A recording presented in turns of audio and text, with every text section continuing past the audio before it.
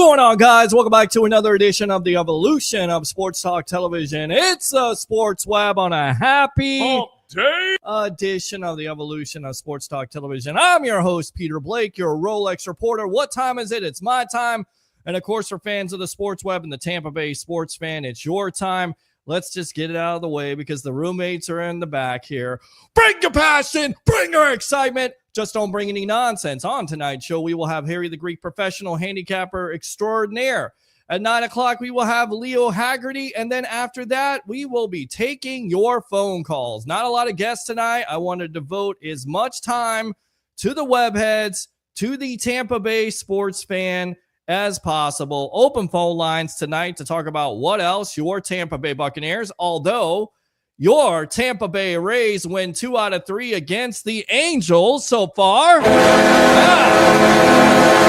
How about that right there? So the Rays win today 5-4 in a early matinee, but I think a lot of people want to talk about the upcoming game versus the Tennessee Titans with your Tampa Bay Buccaneers.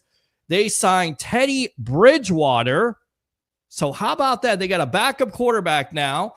So my question is, what do you think of that move? And then is Kyle Trask in trouble?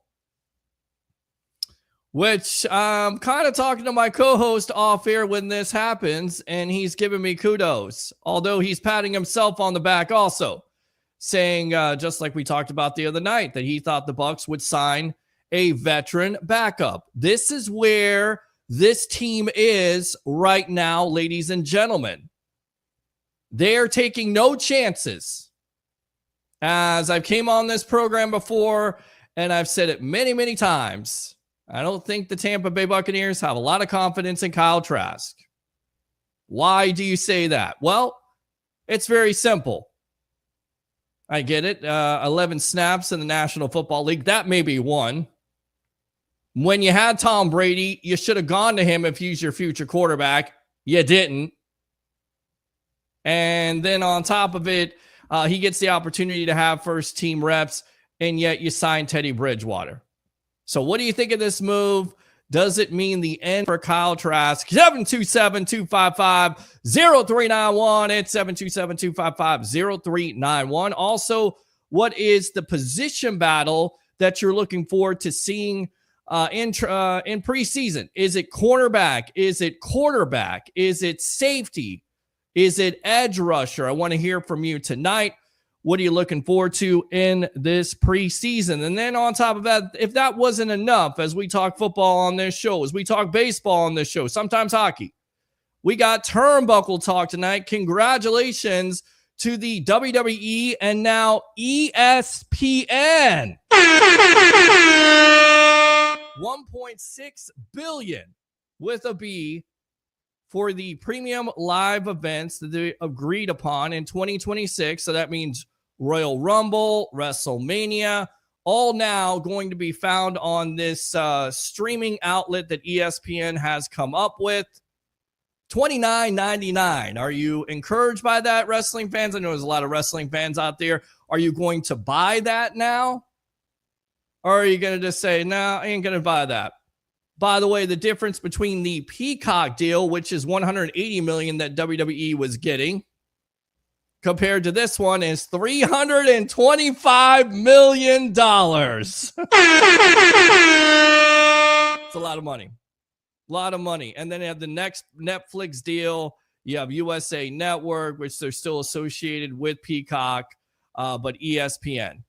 So plenty of things to talk about tonight when it comes to the wrestling world, the professional wrestling world, with yours truly on Turnbuckle Talk as we take your calls as usual. Let's go out to the webheads really quick, see what they have to say right there. Christopher Cole says, yo, peeps, yo to you. Oh, yeah. Let's go out to Eric. Let's go. Let's go.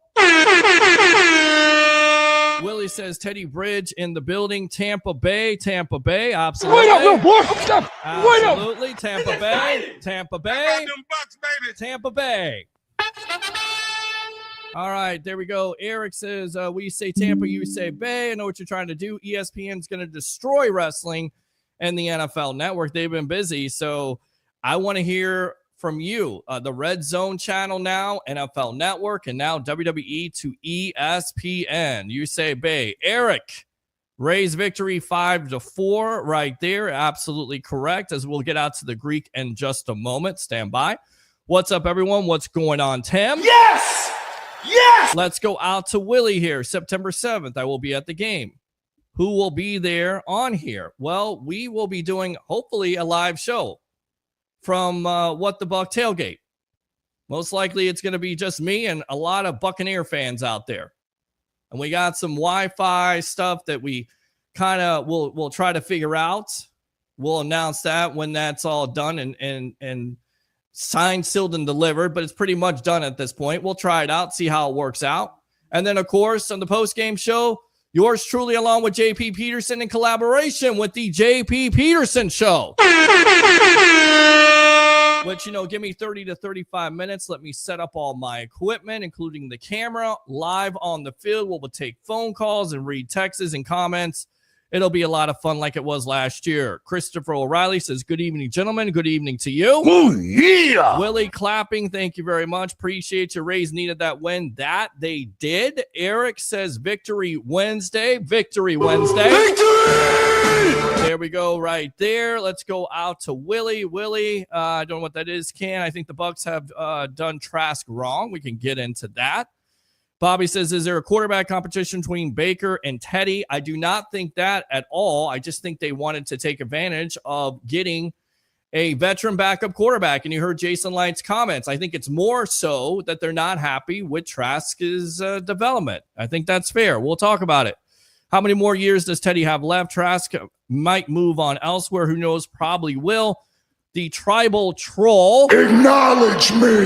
If you have ESPN on a cable provider or the app, pay-per-views are free. So there you go. Thank you very much. And damn it, Jim. Damn it, Jim. What the hell's the matter with you? Let's go out to Jim right there. Hello, Sports Web. Hello to you. So without further ado, let's go out to my co-host, the only co-host on this show, ladies and gentlemen. Let's get out to him. Professional handicapper extraordinaire and also professional. I'm going to pat myself on the back.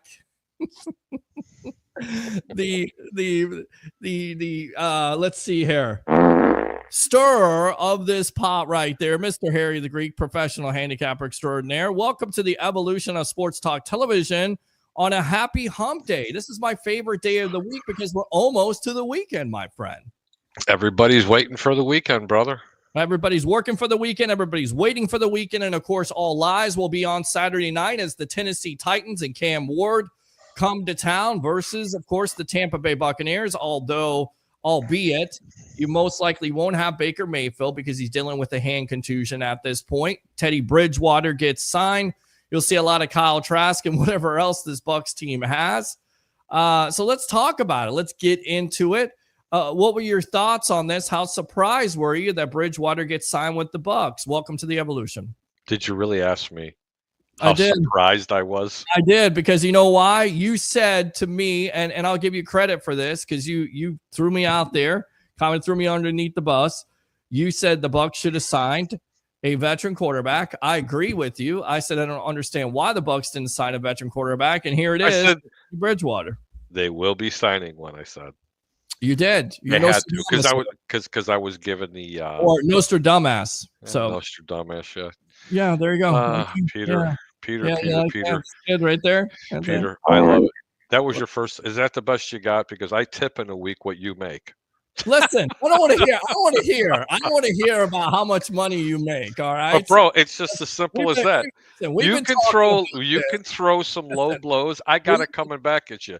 I tip in a week what you make, so just stop. Listen, we've been talking about this for the last couple of years, and I said, listen, I will learn from you, Grasshopper. At this Patty one. My young Padawan, let me explain something to you. Yes, I'll come over to the dark side and learn how to gamble if you teach me how to do it. I'm just saying, right? It's 5 minutes to learn and a lifetime to master. Okay, so I feel like I'm on my fifth lifetime. I'm very patient. Jesus. No, seriously, Pete. They had to sign him. Is Teddy Bridgewater better than Kyle Trask? We don't know. I mean, he didn't play that well the past couple of years from whenever you did see him play. Right. I said they needed the veteran presence in there, not because of his ability to be able to play, but that has a lot to do with it, but just his leadership ability. Someone to go ahead and push Baker Mayfield. And again, this is what I said. Let's just say the Bucs are winning the division. They should. You're going into the playoffs, and for some reason, he gets a hand contusion, and he can't play in that game. Wouldn't you rather have two quarterbacks, one that already knows the system and a veteran in here, just to be able to take the reins for one game? Or did you want a guy that just knows the system but really doesn't have the experience? No, I think it's an easy answer at the end of the day. I think you want a guy who's a veteran who's going to be able to learn the system. Charlie Strong is familiar with him. Todd Bowles is familiar with him. And also Jason Light, who revealed, according to Jenna Lane of ESPN, that he was behind door number 2. He was going to be that quarterback in 2020. They were going to pick him up. And of course, they decided to go with Tom Brady, and the rest is history, which was the right choice at the time. But Jason Light and crew have always been interested in Bridgewater, in his talents. What do you think he brings to that quarterback room besides his leadership? Okay. His leadership and his knowledge of the game. Okay. It's listen, man, whatever it's going to cost them, it's not even measurable. The leadership that he's going to bring to the locker room. Look, I don't like Teddy Bridgewater's arm. I don't think he can run like he used to, but I think he's a good spot start quarterback. And most importantly, he's going to be that guy that's going to be able to lead a team, even if he's not playing.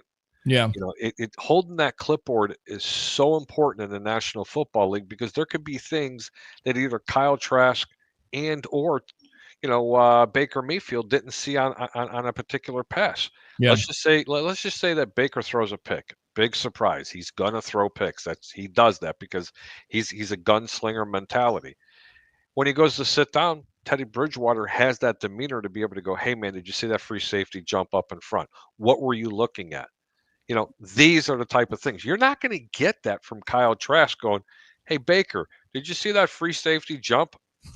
Baker's going to be like, "The hell are you talking about, Rook? Go sit your ass on the pine." Right. You follow what I'm saying?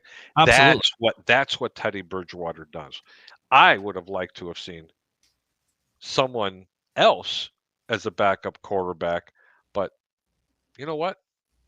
Beggars can't be choosers, and that's a pretty good quarterback with a lot of experience and a proven winner.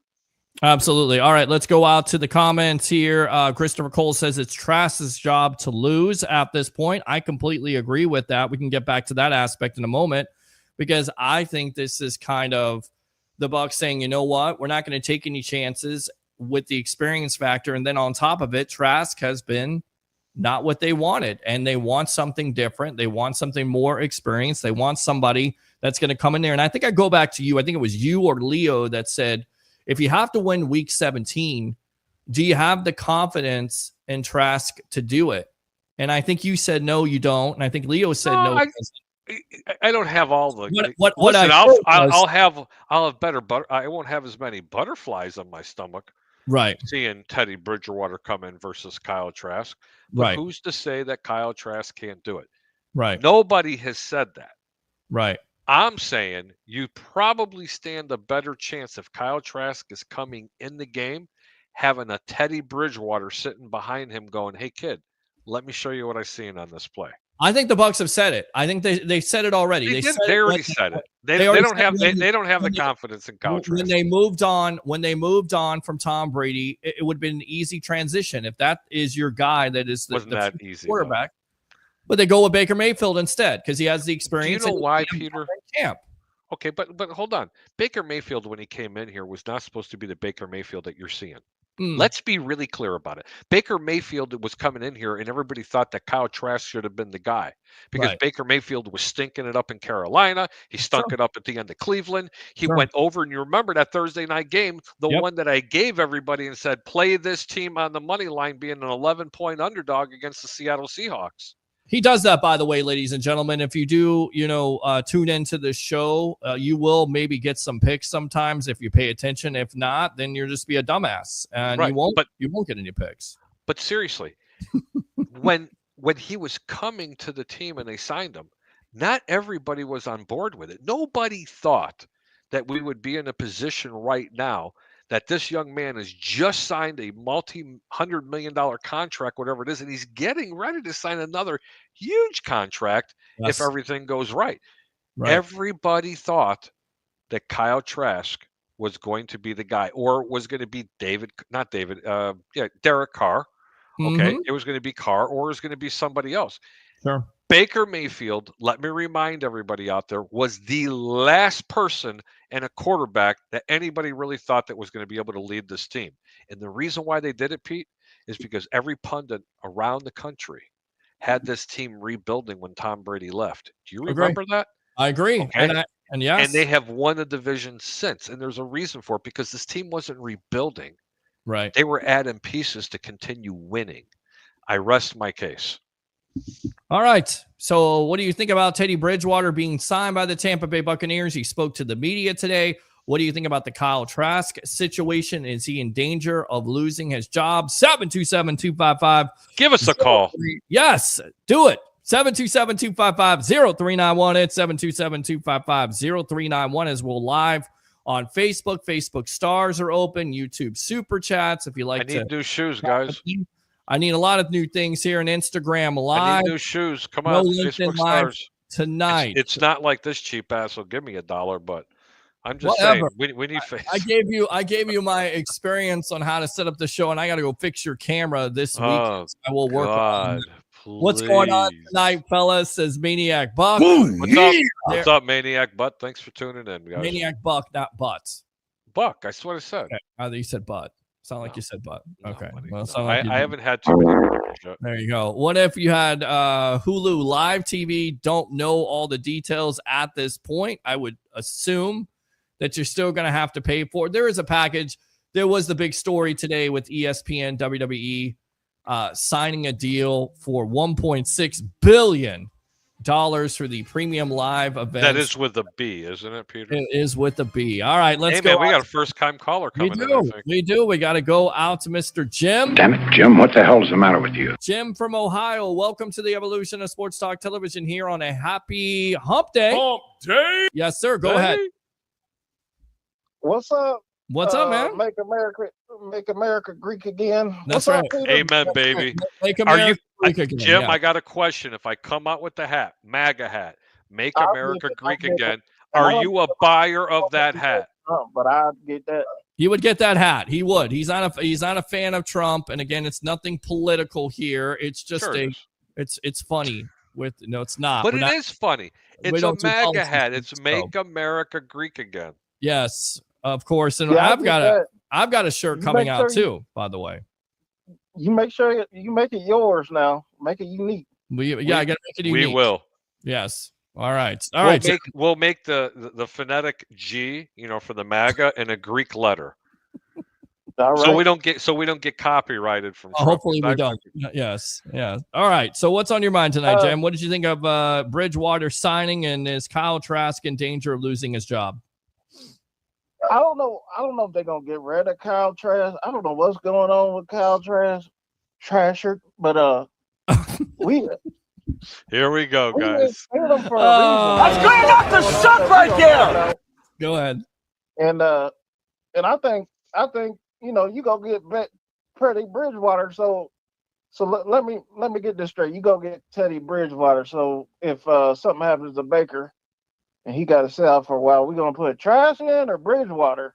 Jim, that's a great question. You can put them both in there, because if you did put Kyle Trask in there, now you have Teddy Bridgewater, another veteran that can still help that young man out and say, hey, what did you see here? The same way. That's why they brought Bridgewater in here. If you were watching the show, what we were talking about on Monday, we talked about this very same scenario. Yep. And I posed a question to all the webheads and the Greekites out there and said, hey, look, if you make it to the playoffs and in week 17, for some God unknown reason, Baker Mayfield goes down.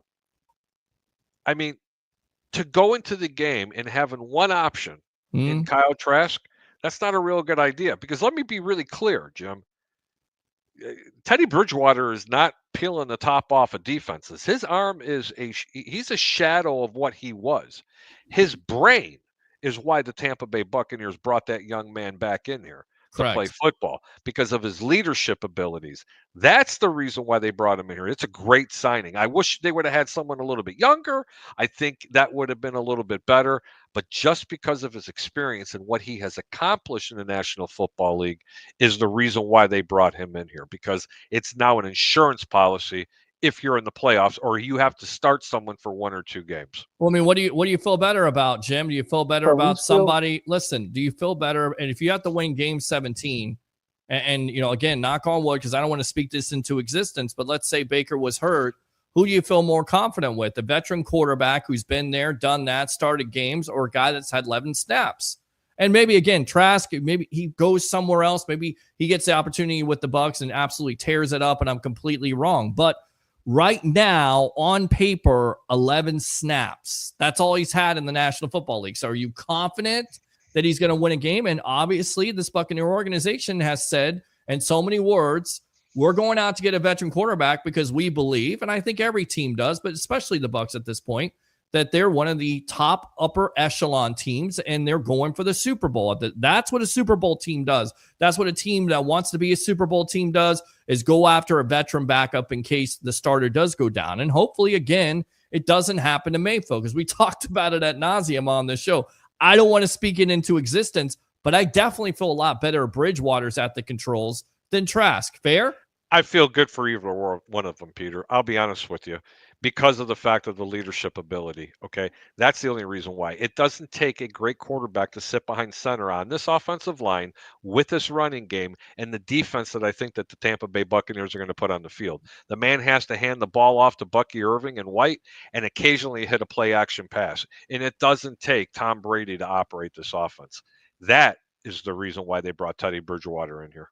Yeah, well, I think that also it helps out with the offensive line being intact. Hopefully, Tristan Wirfs gets back. You do have that running game there with Bucky Irving, and you do have the plethora of weapons, and Mike Evans, Chris Godwin returning, Abuka, McMillan. And I told you, I've already told you about that, Pete. But the reality is this: 3 years in a row, he has never been able to do it. And I'm not trying to make it come to fruition. And I think everybody knows what I'm talking about. And for those of you that don't know what I'm talking about, Baker Mayfield has never gone 3 consecutive years without injuries and having to miss significant time. Yeah. You've seen it the past 2 years where he gets dinged up, he comes out for a play or two, or he's missed a game here and there. It's only a matter of time. And it's because he takes so many risks. With that being said, with this running game and the focus that they're having, they're not going to do that as much. So don't expect Baker to throw for 5,000 yards this year. Look for a heavy dose of running. Look for a lot of touchdown passes with reduced interceptions, because they're going to play a lot more conservative. I'm telling you that as the day is long, the Bucs are going to go back to playing Buck football. Defense, run the football. All right, Jim, appreciate the call, man. Use that second one, okay, if you want. Thanks, Jim. Hey, I wanted to tell you, yes. I think they would start Teddy Bridgewater. Is the little bit we seen of Kyle Trask, is he mobile at all? Not at all. Not really. Not really. He's not mobile at all. But you know what? Baker Mayfield, he can move his feet a little bit. A little bit, yes. Teddy Bridgewater can't run. He's even slower than Baker. I'm not kidding you. Wow, I don't think he's slower. What he can do is he's a little bit mobile. He can scale the pocket. He can move out of the way. Not like he used to, Pete. Yeah, maybe not like he used to. Move from like he stays in one place like Tom Brady. Right, which doesn't always work out. We'll see what happens, my friend. Appreciate the call as always, Jim. All right. All right. Whoever Thanks, calls Jim. Now, go ahead and call back if you want to. Open phone line 727-255-0391. It's 727-255-0391. What's going on tonight, fellas? Absolutely, what's going on with you, Maniac Buck? I think this is a pro football team decision. I agree with you on that. He brings leadership, veteran savvy, is worth what he's getting paid. CSB brother right there, Cole, says, yay, the Rays win the series. And array, the Bucs finally get a backup that isn't Trask. I'm over the moon. Let's go out to this caller. Welcome to the Evolution. What's your name? Where are you calling from? You're on the Sports Web here Stand by. Hold on a sec here, caller. Stand by. Curtis, we're going to go out. Hold on. Curtis, we're going to go out to our caller. We'll come back to you. Stand by on hold, all right? Yeah. All right. So there you go. Let's go out to the caller. What's your name? Where are you calling from? You're on the Sports Web. Hey, Peter, Jeremy. How you doing, brother? What's going on, Jeremy? How you doing, bud?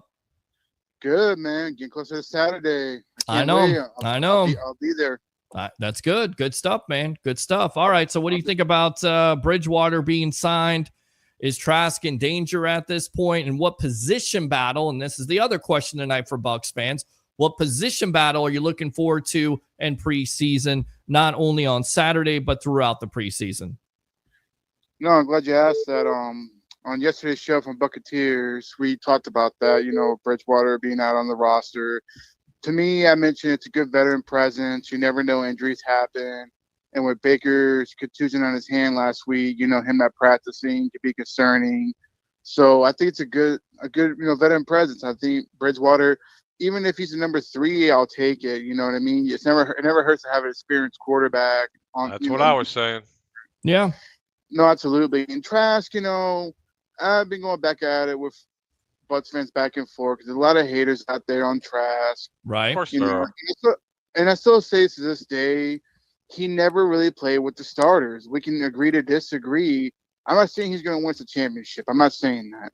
What I'm saying is he's always been a very patient, a great backup to come step in when his number gets called. I think everybody's saying you never really got a chance to play with the ones. Well, the Bucs evaluated him and said, you know what? You're not ready to play with the ones. He had every opportunity to beat out Blaine Gabbert as a backup. Didn't do it. He was supposed to be the future. Listen, if you're the Kansas City Chiefs, you trade Alex Smith. Why? Because Patrick Mahomes is your future quarterback. I'm not comparing, Trask to Patrick Mahomes by any means. But if that's what you are, if that's your quarterback, then you go with him. You don't go with Baker Mayfield. You don't pick up anybody else. You just go with him, just like the Kansas City Chiefs. They didn't do that. So that tells you everything you need to know. He wasn't able to beat out Baker Mayfield. So all this stuff of, he never got a chance.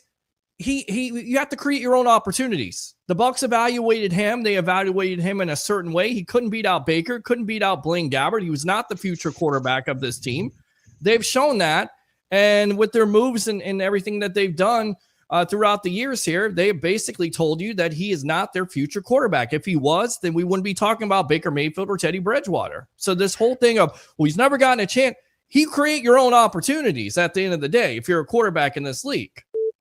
So and I'll do the fairness, Peter. I agree with you. Yes, that obviously the Bucs don't see him as a future quarterback in that. So I agree with that. I don't agree with that. Well, I'm saying, but if you watch him at Florida, okay, for example. No, forget about that. How long has he been on this football team? How long has he been? Since 20? 4 to 5 years. 4 to 5 years. There you go. If he wasn't part of the plans on this football team, he would have been cut. Do they have all the confidence in him? No. But if they have to throw him the keys, that is why that man made this roster. I think that is why this man has made that roster the past 3 years. And I think you say the same thing now. This is the reason why you signed Teddy Bridgewater, because they're ready to move on. They've seen everything they've seen with him. Teddy Bridgewater, Pete, stop. He's Everybody's missing. Everybody's missing the point here. Teddy Bridgewater's 130 years old. They brought him on because of his veteran presence. He's 32 years old. Okay, that's it. In his injuries that he has sustained, it's like adding another 10 years to him. Okay, I get that. Tom Brady could come back and be in better shape than Teddy Bridgewater. Right now, Tom hasn't played football. I'm not ready to say that. Time out. Because now callers and you're starting to grind my gears. Okay. Everybody's misconstruing exactly what I'm saying. This young man came onto this team because of his brain and his ability. He retired from the National Football League for a reason. Okay. He doesn't have it like he used to. He is not the future of this team. If he has to play. I'm not saying he's the future of the team. If he has to play. Isn't the future of the team. If he has to play, it is a spot start. That's it. And that should tell you everything you need to know about how they feel about Kyle Trask. But please, when callers and people are starting to say that Kyle Trask stand by, caller. They don't believe in him. That's not necessarily true. Then ship the guy down the road.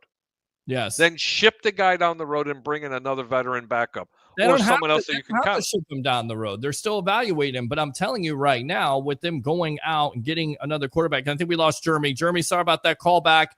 If you want to, let's go out to Curtis. Curtis, welcome to the Evolution. What's up, Curtis? Pete.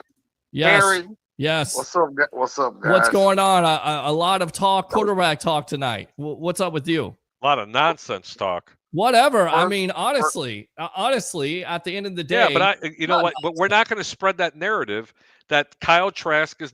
Listen, there is doubts in Kyle Trask because of his ability. Because nobody knows the guy has any ability or not. Nobody. We know he hasn't played enough. We know he has ability. We know he has potential. But here's what we also know, Harry. We know that he had every opportunity to beat out Blaine Gabbert and couldn't do it. We know that they could have moved on with Kyle Trask instead of signing Baker Mayfield. 5 years in the system, Pete. It doesn't matter. It's a different system. This is the fifth year. And he was on this team and still lost out to Baker Mayfield because Baker Mayfield has more success and beat him in camp. If he is your future quarterback, if he's in your future plans, then you would have had no quarterback that you signed. He would have been just that guy. You've heard of the old adage. Sometimes you just kind of step in shit, okay? And it turns out to be good. It just doesn't smell. It's a good shit. Okay. I mean, there's such stuff. Okay. There you go. And that's exactly what Tampa got with Baker Mayfield. Nobody expected Baker to come in here and do what he did. But he did.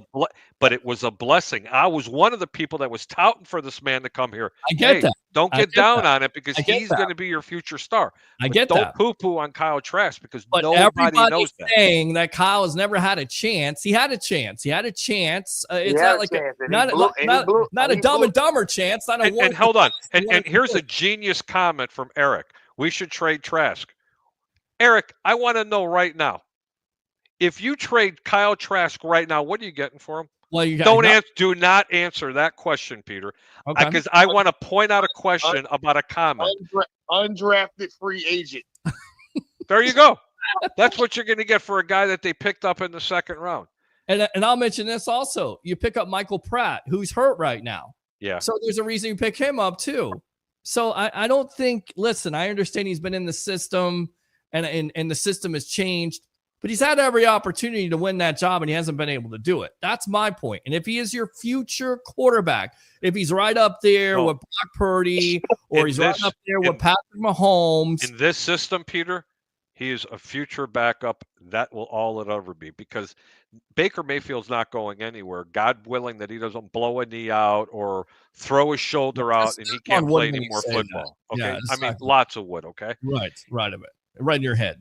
But he is the Quinn. Listen, man, he's been in the system for 5 years. I am not defending Kyle Trask. I'm defending this organization. They drafted this young man for a reason. I get that. Okay, that's it. But Jason Light has also been a guy that has given up on. He's not so So the Buccaneers carry two players. If they carry two quarterbacks, if they go to carry two quarterbacks, you're telling me it's going to be Baker and Teddy Bridgewater. Yeah, I agree. And if they carry three, does that automatically anoint Bridgewater to be number two?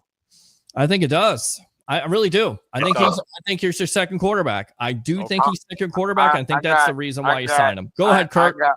I got first of all, happy 420. What's up, brother? Is it happy 420? No. It's always happy 420 when I'm on the phone. Bullshit. You already know it's happening. Peter, Harry, you got to go have a shot for me. You know what? Don't look at me, man. Don't look at me. Hold on. I got something from my boy. I'm coming back. All right, so you go back. All right, Curtis, go ahead. Alex, stand by. We'll get out to you in a moment. Here's my thing. I'm going to say this. Yes. Number one, how old is Bridgewater? 32. That's young, but he's been around for a long effing time. He's 135. Exactly. I get that. Mentally. No, but physically, his body's done. Also, I was going to say, also, his body is probably 180. Okay. Curtis, this is for you, sir. Oh, man. I'm so jealous. Yaj, I know you're holding, so stand by. We got other callers trying. You do know what that is, right? Hold on. Tell me what that is. Oh, it's Peerless Double Oak. Yeah, I have no idea what that is at this point. Okay, my buddy knows what it is. I want to be like you when I get older. Thank you, Chris. Appreciate that. Yeah. But I don't think he was speaking of you, Pete. Oh my God. Going back to Bridgewater. Yes. This is what I'm going to say. Cheers. I look at Bridgewater as a player coach. Okay. We don't know. I mean, what are you expecting out of Bridgewater? I think, and listen, I'm gonna answer my own question, then I'm gonna give you a chance. Well, answer the question. If you need a quarterback in week 17, who are you more confident in, Trask or Bridgewater? But we haven't seen Bridgewater. No. Let me ask you, Curtis. Hold on. Straight up. I'm gonna answer your question by saying this. Okay. The one thing that we know about Bridgewater is he's not going to turn the ball over. Boom. There you go. That's what you know about him, which is a good thing. That's a functional backup quarterback. Absolutely. That's also a guy that's been there. As far as throwing 50 yards down the field, no. That's called no bueno. Well, listen, the deep ball isn't even a big time part. Wasn't a big part of this off. Don't go anywhere. Okay, I won't. I'm going to go ahead and get you. Oh, I don't know what you're doing right now. So we'll go and get you out of here. And here's the thing, Peter. I agree with you. Right. We don't need him to throw a deep ball. We don't need him to throw the ball 50 yards down the field. Right. Because you can hit Mike Evans on a deep out 20, 25 yards. Chris Godwin across the middle. Abuka across the middle. You could play defense and, God forbid, run the football and then exactly throw play action. We've seen that with Bridgewater when he went with the Saints. That's why he got a big time contract in the first place, and why the Bucs were looking at him at that point. Right. Where's Bridgewater been the last 2 years? Coaching high school football. Coaching high school football. He was with the Broncos. He was did a couple stints there after the Vikings went to the Saints. Broncos. I mean, he's been around. He's a journeyman quarterback. I'm gonna say this. Mm-hmm. There is a reason they're keeping Kyle around. I don't know the reason they're keeping Kyle around. Right. I do, because they spent a second-round draft pick on him, brother. Right, but again, going back to that point. How many second round picks have we let go? That's Roberto Aguayo. That's what I'm saying. Noah Spence. Yes. But they haven't let this one go, Pete. They have not yet. They have not. And I feel like Jason. Have they paid him yet? I feel like Jason Light and his team knows something we don't know. Right. Okay. However, we don't get the opportunity to see it because guess what? For 5 years, he's been behind either Baker or Brady. And we know Brady never misses games. And Baker has been – listen, I'm going to just say this. For Baker to not have won Comeback Player of the Year, I think that was a year or two ago. Right. That was sickness. Right. Because this guy is the guy – I mean, he's proven himself. He's gone from team to team to team. Nobody wanted him. We took a shot on him, $8 million. He came out there, definitely outperformed the $8 million. He signed a hold on. That was $4 million with $4 million in incentives. Let's get it correct. Right, and now it's getting paid guaranteed money. Yeah, he's a quarterback of the future. I mean, right. I'm pretty sure the incentives he had on that contract, he blew them out of the freaking water. Oh yeah, absolutely. Because nobody expected him to be what he is. Right. And Harry, I agree with you. I am very interested in this season because of the 3 years. And I'm like, oh God, please don't screw us this year out of all years. Right. Because the only thing that I'm really worried about this team is I just want to watch the secondary. Okay. That is what I want. I want to watch the secondary. It's going to be exciting, I can tell you. Well, I can tell you right now, Benjamin Morrison already with a hamstring injury, so that's kind of disappointing. So it looks like he's not going to play on Saturday night. I mean, but here's the thing: we live in Florida. How many hamstring injuries do we see every? Too many. But those are lingering things. Those soft tissue issues are not good. And I understand that, but that also just gives him more time to develop. I hope so, because again, they've had the same problem with Jamel Dean, but that's the one player I'm looking forward to seeing, and we'll most likely see him on Saturday night. From what I hear, this guy Jacob Parrish looks like a pro already. Right. I mean, between the one thing I will say, and I know other people are calling in. Yes, we got Yaj on the line. That's okay, Curtis. But Go I'm ahead. going to say this about Jason Light. Yes. The one thing that I've appreciated about Jason Light's picks is these guys come in here and they're adults. They're not children out there who don't want to play. They go out here and they play the freaking game. That's it. They ball out. Exactly. And I'm talking about from Mike Evans to Vita Vea to whoever this guy has drafted. To Ibuka, to McMillan. Well, yes. I'm going to say whoever he has drafted and kept on this team. Right. Those are the guys that they wanted. Those are the guys that are here for a freaking reason. Like I said, going back to it, we don't know why Kyle Trask is still here. Well, we're about to find out, because he'll have every opportunity to perform on Saturday night versus the Titans. We'll see how that all plays out. But I think he should play the whole game. He may play the whole game. Who knows? I think he should play the whole game. Seriously. Curtis, appreciate the call. Use that second call. We got turnbuckle talk, my friend. Oh, man, well, you definitely know we got to talk about that. Crap. All right, we will. Let's go out to Yaj here. Long-time caller. We haven't heard from you in a while, my friend. What's going on? Welcome to the Evolution, my friend. Hey, what's going on? How you doing? I'm doing great. It's been a long time since we heard you here. A long-time webhead. Been out of the country. So, all right. Let's go ahead and get it started then. Yes. All right. So, I'm going to start off with this point right here. This is going to be my first point. Go for it. What do these quarterbacks have in common? Tom Brady, Aaron Rodgers, Brett Favre, Patrick Mahomes, Kurt Warner, Tony Romo. Well, I was going to say that they're all prima donnas, but into the last three, they all had to sit and watch. I get what you're going. I know where you're going with it. They all had to sit and watch. Yes, right? yes. So that's one point. Right. Second point is, if you go back to 2022, and if you pull up all the film on the head coach, on our head coach, and listen to what he says about Kyle Trask, he's poised, he understands, he's comfortable in the pocket. These are points that he is saying, so they're keeping him around for a reason. But at the same time, when you're sitting behind Brady, you're not going to play.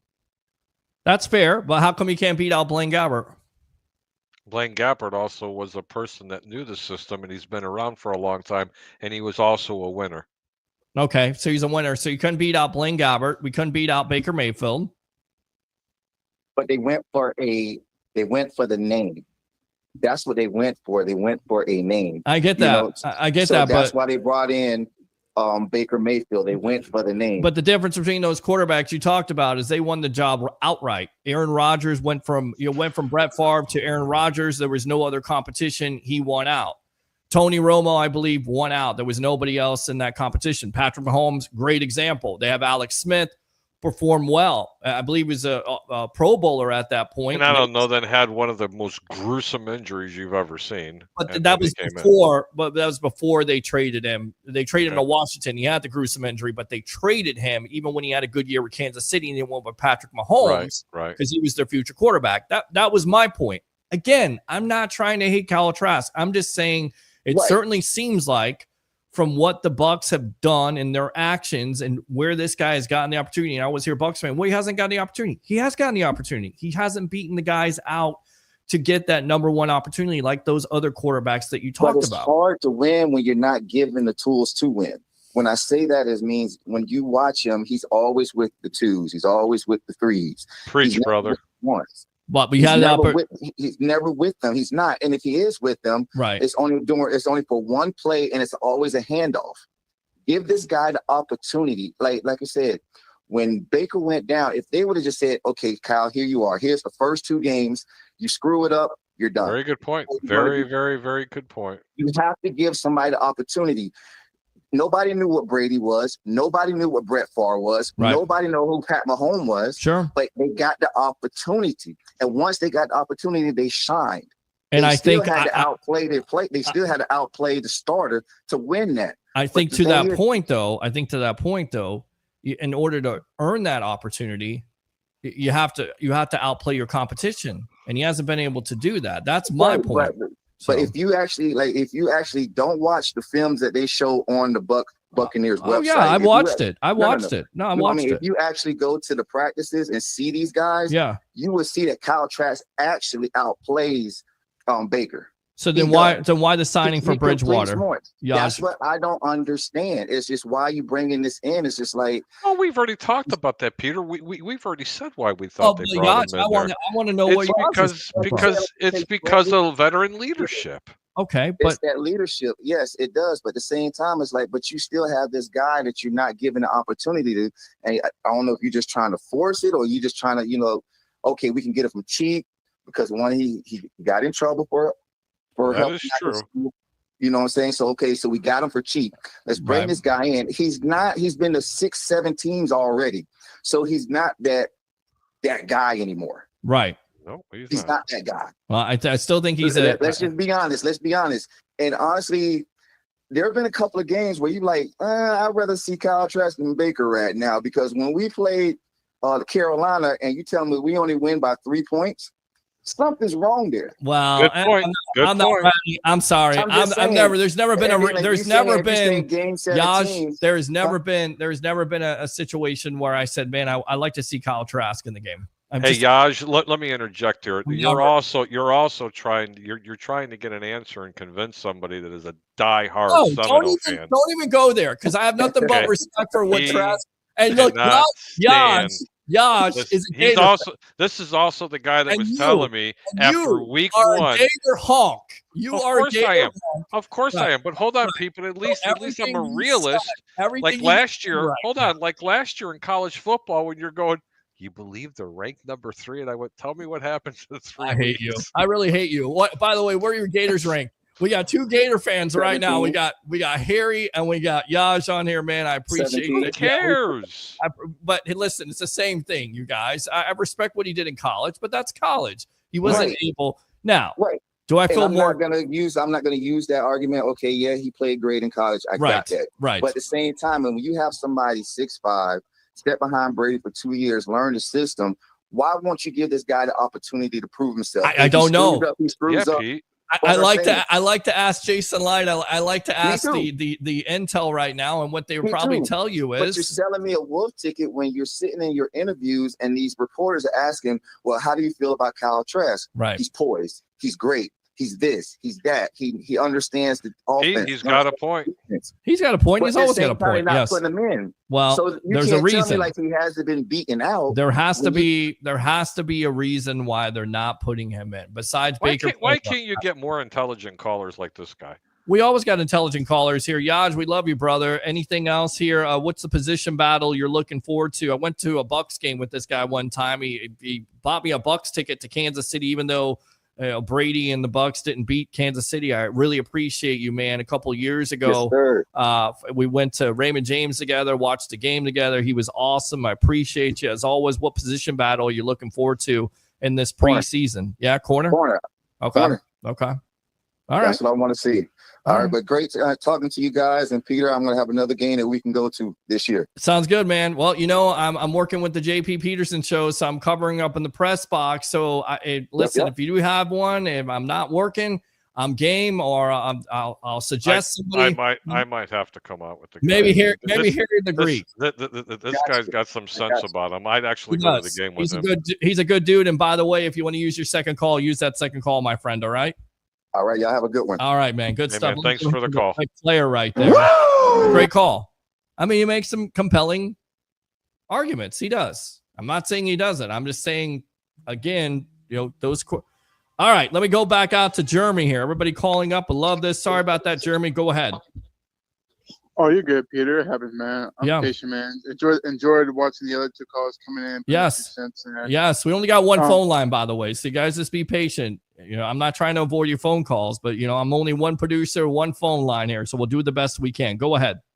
No, I will say Peter's killing it out there. So please be patient with them. Okay. Thank you. Man's doing everything. Taking all the phone calls and everything. Checks in the mail. Checks in the mail right there. Hear that, Harry? That's admiration right there from our caller. That's a webhead right there. That's not a Greek guy. That's a webhead. Go ahead, Jeremy. No, absolutely. Now, well, we'll say for Kyle Trask, I end up getting hung up on it. It's okay, it's happened. Yes. But here's one that we'll say about Kyle Trask. Yes, he didn't beat out Baker Mayfield. But the one thing I will throw out there is I'm comfortable if, God forbid, Baker goes down, he steps in. I think he can win us a couple games. I really do. Kyle Trask or Teddy Bridgewater? Trask. Really? Why? There you go. There you go. Another intelligent caller. Okay, hold on. But why? But why do you think he's? Why do you think he's confident? Hear me out, Peter. Hear me out. Okay. All right. He was a free agent, right? His contract ran out, and he couldn't win anywhere else. But guess what? He chose to come back on a one-year deal. Correct. So what does that tell you? That means that the Bucs still have some belief in him. Yes, I know they brought in Bridgewater, but at the same time, though, they got to bring other arms in. I mean, do you really think the fans want to come watch the other quarterback behind Kyle Trask? I don't even know the dude's name. He's from Bowling Green. No disrespect. I'm just saying is, right. You bring in a vet presence where fans, are getting excited, because they like Bridgewater. But Bridgewater's not going to put up any magic. He's just, to me, him and Trask are pretty even. That's just the way I feel. Okay. I'm fine with having 3 quarterbacks. And honestly, if Trask performs well in the preseason, Bridgewater's going to go to the practice squad. That's what's going to happen. Think so? I'm dead serious. I'm telling you. Okay. And I mean, no respect to Teddy Bridgewater. He's a good quarterback to have in the QB room. I'm all for it. But at the same time, Trask is QB number 2. It's his job to lose. It's more competition. Because let's face facts. The guy, I can't even say his name right now. But why bring in let me ask this question. Why bring in competition? I get it. You have injuries right now. Pratt was one of the guys that's in competition. He's hurt. Do you ever think that there could be a possibility that he brought him in because they don't really want to play Baker too much in the preseason for fear that he may get hurt and it's the 3-year thing? Okay. It's possible. That could be. I don't think that's the case, and I'm not trying to spread that type of narrative. I'm just saying I think it's more of they've seen enough of Kyle Trask. They know what he is. They know what they've got, and they want to move on because they go with the veteran presence and they want to take no chances. And they do not have any confidence. If you need to win a game with Trask, they don't have the confidence because they had the confidence. They wouldn't sign a veteran quarterback. They didn't quite say that, but they didn't say that. But I'm assuming this is what I'm assuming. And again, we'll see, Peter. Right? We'll see. Not to cut you off, but we'll see. It's okay. We'll see how the preseason goes. Right. No, you can cut him off, buddy. This is an intelligent Shut up caller. and be quiet. That's great off the shot right there. Don't talk to your callers like that. I'm so sorry. Go ahead and continue, sir. He's just a little rude. This is what you are, Harry. Shut up! Peter. That's just not nice to talk to your callers like that, don't you? I'm really sorry about that, sir. Hermie, Continue. you know I'm not talking to you right now, right? I got the text. I got the text message to prove differently. He's like, "Would this guy shut up?" I swear to God, it's what he said. Shut up. But at the end of the day, though, we'll see what happens in the preseason. All I'm gonna say is that I'm fine with Trask being QB number 2. He was QB number 2 last year, so it doesn't hurt him going to the season as QB number 2. He's a backup. That's one thing I will admit. He's a backup. Right. He's a guy that could come in, step in at the right time. I think he'd be the guy. I mean, I will go back to Florida because I'm a Gator fan too, and you know that, Peter. See, there we go. There it is. We've been infested with Gator fans tonight. This is what this is all about. Okay, but Peter, hear me out though. Yes. He couldn't beat up Felipe Franks, right? Felipe Franks was a starter, right? Right. He couldn't beat him out. Yeah. And then when Felipe Franks goes down, he turned that situation into his own and became a pretty damn good quarterback. There you go. So I'm just trying to tell you, when his number gets called, tall, nice arm, good stature, Pete. Come on. Yeah, we'll see. Injuries happen in the NFL. And if Baker goes down, I'm just saying, the fan, not only the Gator fan, but the Bucs fan, I'm comfortable with him coming in, stepping in, and winning us the damn game. All right. He can do it. All right, Jeremy. But we'll go back to but you did mention position battle, what I'm excited for, which one's my favorite. Yeah. A lot of people say in the corner. Obviously, nickel corner is one. I will say wide receiver, the 5 or 6. It could be Trey Palmer, Ryan Miller showing out right now in training camp. Trey Palmer came in practice, and then also Tez Johnson, which hurts my feelings. A lot of us fans are looking forward to him. He can't practice. So he's not going to play Saturday. Yep. So now you got Ryan Miller, Raheem Jarrett. You never know, one of those two can step it up and be wide receiver 5, and Sterling Shepard. Shepard had a good day in practice. He did. He's another one. He did. That's what I wanted to look out for. And I will throw this one more thing out. I know you got other callers. I will say this. Look out for Payne Durham at tight end. Okay. I'm not saying he's going to beat out K. Don. Really? But obviously, Payne Durham is a touchdown machine in the red zone. If you watch him at Purdue, which is not a very strong football program, this dude did nothing but catch touchdowns in the red zone. Mm-hmm. And he made some plays during the last couple of seasons. It's just, we have so much talent. He's not going to get the ball right away. But he's another guy to look out for in the red zone or those, third and shorts. The guy is big. He's athletic. He can block. He's another guy we'll throw out there to look out for this season. If K. Dotton, stays healthy. Right now he's injured. But I'm fond of the tight end group, and Payne Durham's a guy I really like a lot. All right. Good stuff, Jeremy. Use that second call if you want to, my friend. All right? Yes, sir. Go Bucs. Take care, Harry. Yeah, man. Go Bucs. You say go Bucs. Go Bucs. Take care, brother. It is exciting, Todd. It's exciting. It is. How about them Bucs, baby? All right, we'll go on to the comments here. We're expecting Leo Haggerty here in just a moment. I believe I sent him the link. I don't know here. Hold on a sec. Let me go ahead and send him the link because he probably didn't get it. Stand by here producing on the fly right now. So I forgot. I forgot all about it here. So hold on. Let me see. Let me go ahead, send him the link. So what else did you take from this camp? Have you watched camp at all? I mean, not watch camp, but you heard the reports from camp with the Tampa Bay Buccaneers. What position battle, Harry, are you looking forward to seeing at this point? I'll let you know in week 2. So week 2. So week 2 for you in the preseason. Yes, sir. So you're not looking forward to seeing quarterback, or right now you're just going to wait? Like quarterback, honestly, yes, quarterback, yes. safety. Okay. All right. Let's go back. If you really push me into a corner, yes, I'm pushing I want to see what outside linebacker. Outside linebacker. Okay. Good to go. Let's see here. Let's continue to read these comments here. Thank God the Greek is here to save us. I'll buy the hat.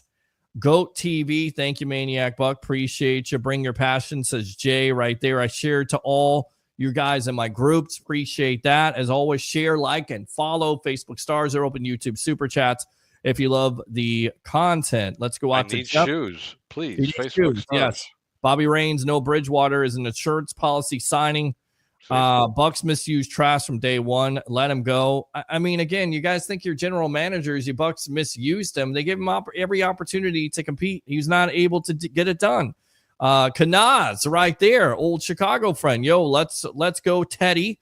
Right there from Policy Scout, excuse me. Derek says, great work. Thank you. Jay, Peter, what's the number you called in? Eric, we should trade Trask. We read that already. 6th or 7th pick. I mean, why do you want a 6th or 7th round pick at this point? Willie says nothing. He's not. A couple of teams need quarterbacks. Bridge is a 3rd and 1. He is. Christopher Cole. Pratt is probably going to be put on the season-ending IR at this point. Looks like he could be. 3rd down quarterback, but they had plans for him.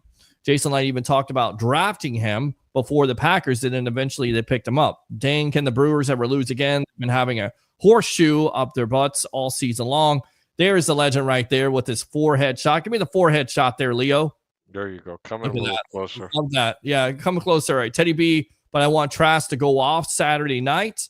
Jeff says to see Sun Devil Dave. I think the Cubs should focus on the wild card spot. Willie Bean is out of here.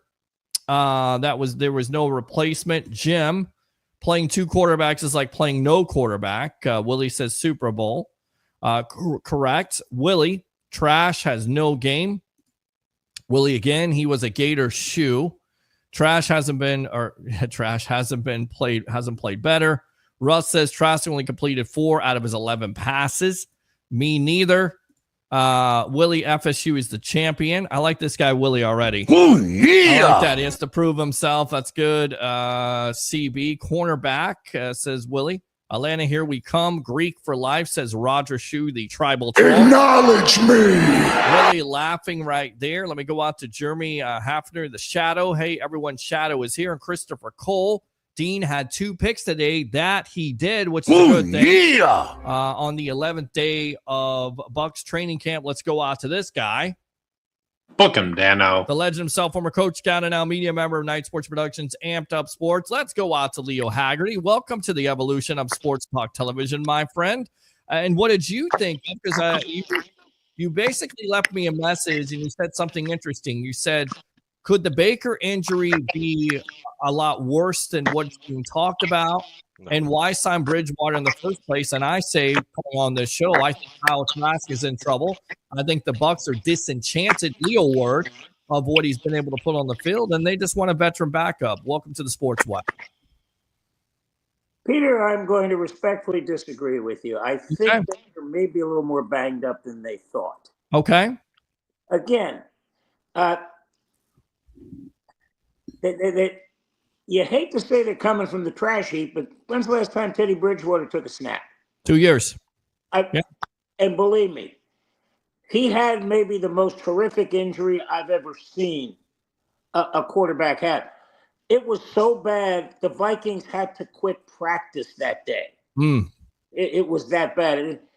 People have told me it looked like somebody out of Vietnam. And that's not pretty. But you know what? The kid had a great career at Louisville. He was having a great career. And you know what, Peter? He carved up the Bucs down here, if you remember, with the Vikings, with a 2-minute drill that was classic. Yes. I like a healthy Bridgewater. I don't think they've given up on Trask because they just there's no data yet. Somebody put up, he's completed 4 of 11 passes. That's not enough to tell me if a quarterback's good, bad, or indifferent. They got to get this guy some PT to find out if he's a player or not. I guess my point has been this, and I hear this all the time. He hasn't gotten a chance. He had an opportunity to beat out Blaine Gabbert, wasn't able to do it. You could have moved on from Tom Brady instead of going with Baker Mayfield. You could have gone with him. They didn't do it. They put him in a competition with Baker Mayfield. Baker Mayfield beat him out. So I'm like, okay, the difference between those quarterbacks, because Yaj called up and said, what's the difference? Tony Romo sat and learned, Aaron Rodgers sat and learned, Kyle Trask sat and learned. But the problem was he was given an opportunity to beat out those quarterbacks and wasn't able to do that. So I'm kind of thinking the reason why they signed Bridgewater in the first place is because they've seen enough of Trask. And of course, they want to have an insurance policy. So if you have to win a week 17, was it you that said the other night, do you have confidence? Let's put this out there. Do you have confidence if you need a win in week 17 to go to the playoffs on Kyle Trask or Teddy Bridgewater? Right now, Teddy Bridgewater. Only because he's been there and done that. Kyle Trask has been there. Right. You're asking a guy to do something he hasn't done before. And we have no empirical data. There's your Leo word, right? Listen to you, SAT word. Back that up. And again, I think the Bucs are being overly cautious with Mayfield. Okay. They probably said, you know what, probably a week, but let's give him 2 or 3. Mm-hmm. Bring in Bridgewater just in case something happens that we don't foresee. But again, Saturday, we're going to see what the kid has. Finally, let's see what he has. Well, you are going to. Bridgewater had this to say to the media today in care of our friends at Joe Bucs Fan. Man, it feels like I'm home. He says also, Coach Strong, he was doing room check last night in the hotel and he knocked on the door. And I'm like, man, what the hell? I said, man, this feels like the University of Louisville all over again. I thought I was an 18-year-old freshman again. We laughed and we're like, man, we just rewound the clock. Of course, he says Thad Lewis is a South Florida legend who is also the quarterback coach of this team. So very familiar. Jason Lyon just talked about it, how he nearly drafted him in 2014. Of course, the Vikings ended up with them. And then also, Light wanted him. If he wasn't able to get Tom Brady, he would have chose him instead. So there's been a flirtation, if you will, multiple flirtations between the Bucs and Bridgewater at this point.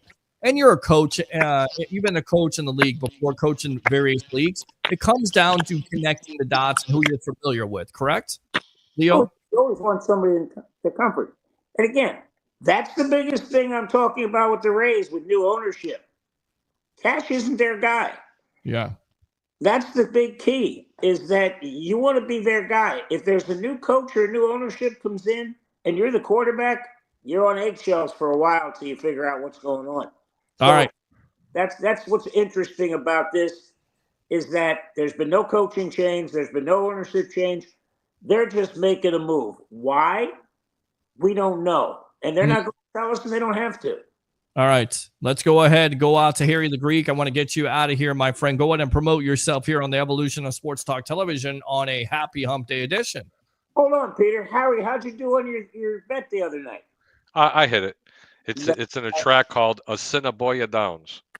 Assiniboia is right in the middle of Manitoba, I think is what it's called. It's pretty close to Regina. Not vagina, Regina.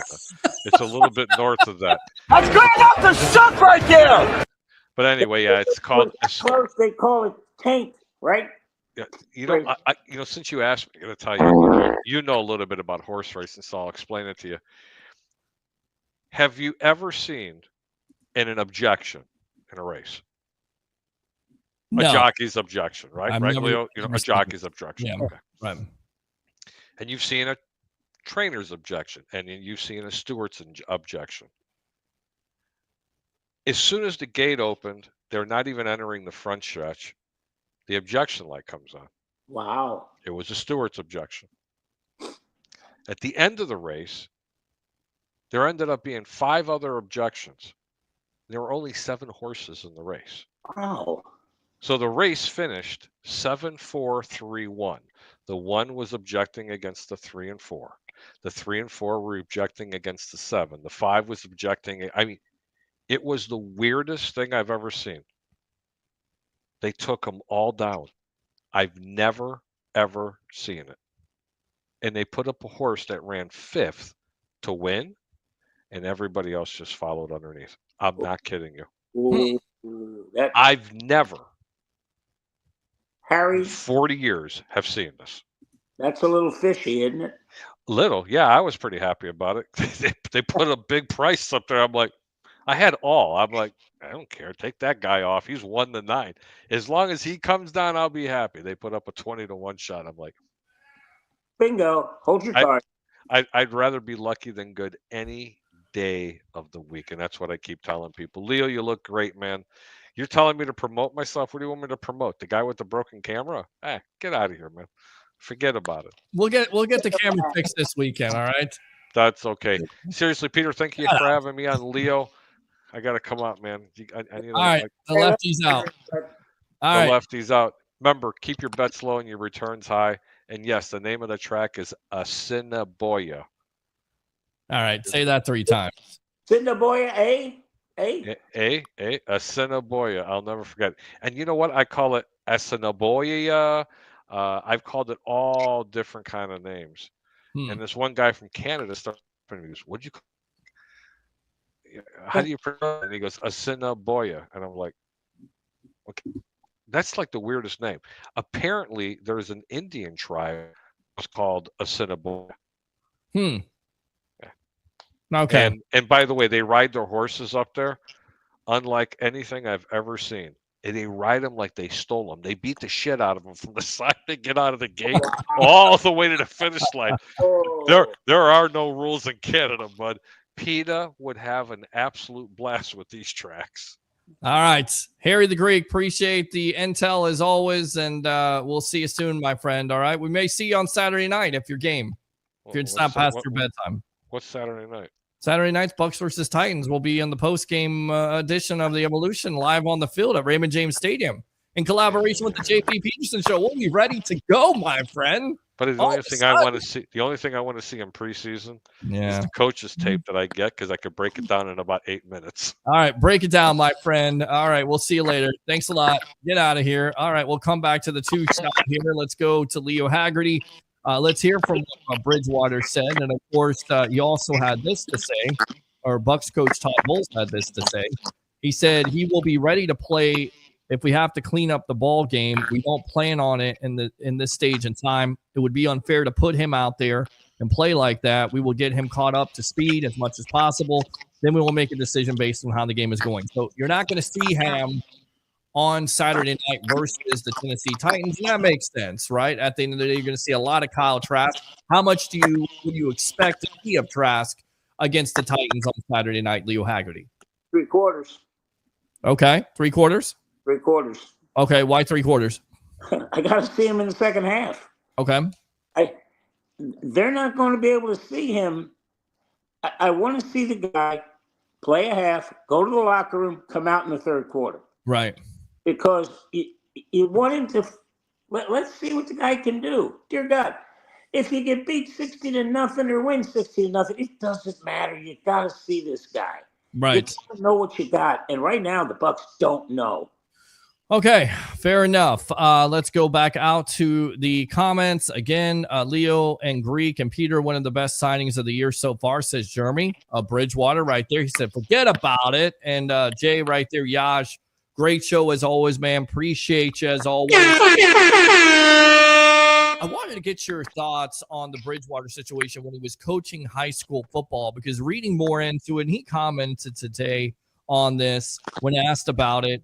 He said, well, I'll tell you what, we'll get back out to that in a moment. Let's go out to one of our favorite web heads, Curtis, using his second call. Curtis, welcome to the Evolution. You're on with yours truly, along with the legend himself, Mr. Leo Haggerty. Go ahead. Peter, I have a question for you, just because I'm thinking. Go ahead, my friend. I'm kind of being weird right now. Well, that's okay. We're all weird on this show. We know that you are a Gator hater. Okay, I am not a Gators fan at all. First, let me just say this. I may be a Gator hater, but I do have respect for what Trask did in college. I do have respect for what Tim Tebow did in college. And yes, I respect that. I have garnet and gold in my blood. I grew up on Charlie Ward and Warwick Dunn and Derek Brooks and Peter Warwick and Jameis Winston. Absolutely. Guilty as charged. And Jalen Ramsey. No. This is going to be a kind of and because of your love for Kyle Trask, let me ask you this. I love fair, yes. Would you rather have Trask or Anthony Richardson right now? Can I pass? Peter, right in your lap, didn't no, he? Listen, you're gonna give me a lot, because Anthony Richardson, all the potential in the world. But listen, we knew that this guy was going to be a disaster when he came out, and there would be a stupid team like the Colts that would draft him on potential alone. So to answer your question, didn't Richardson back up Trask? He was there. He was at Florida, and then he got an opportunity to start, and he had like 57% completion percentage. So the body of work right now, I would take Kyle Trask because of what Richardson more than likely he's a year removed from being out of the league and being a bust. And he was overdrafted as a first round pick, by the way. You're only going to take the 11 snaps? Yeah, I think I would take the 11 snaps, because what I've seen from Richardson at this point is he could start games and he doesn't look good. I mean, is that fair? Do you like that? I mean, you know what? I'm going to say this. Yes. I think Richardson should have sat on the bench for a year. He may have, but I mean, look at the team around. College another year. Let's be real here. Right, another year or two. Yes, take the NIL money that you can get. Yes, and see, the problem I have is, Leo. I'm sorry, Leo. I'm not ignoring you. How you doing tonight, brother? You can ignore me all you want. And absolutely, you can't ignore that guy. Look at his forehead. Look at the forehead. Let me interrupt you for 1 minute, because sure. I don't know if you heard about the agreement that the NCAA made with Congress for this $2.7 billion payout. Here's who's going to get NIL money. Richardson. They are going to pay back all the way to 2020. Jeez. For people who could have got it. You know what? This is the most asinine thing I have ever heard of. Yes. But you know what?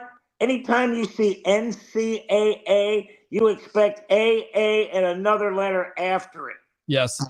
Yes, absolutely correct. That's very astute on your part there, Leo Haggerty. So go ahead. Now, I was just going to say, I love your question of the night, because here's the thing. But I want people to answer this question. Sure.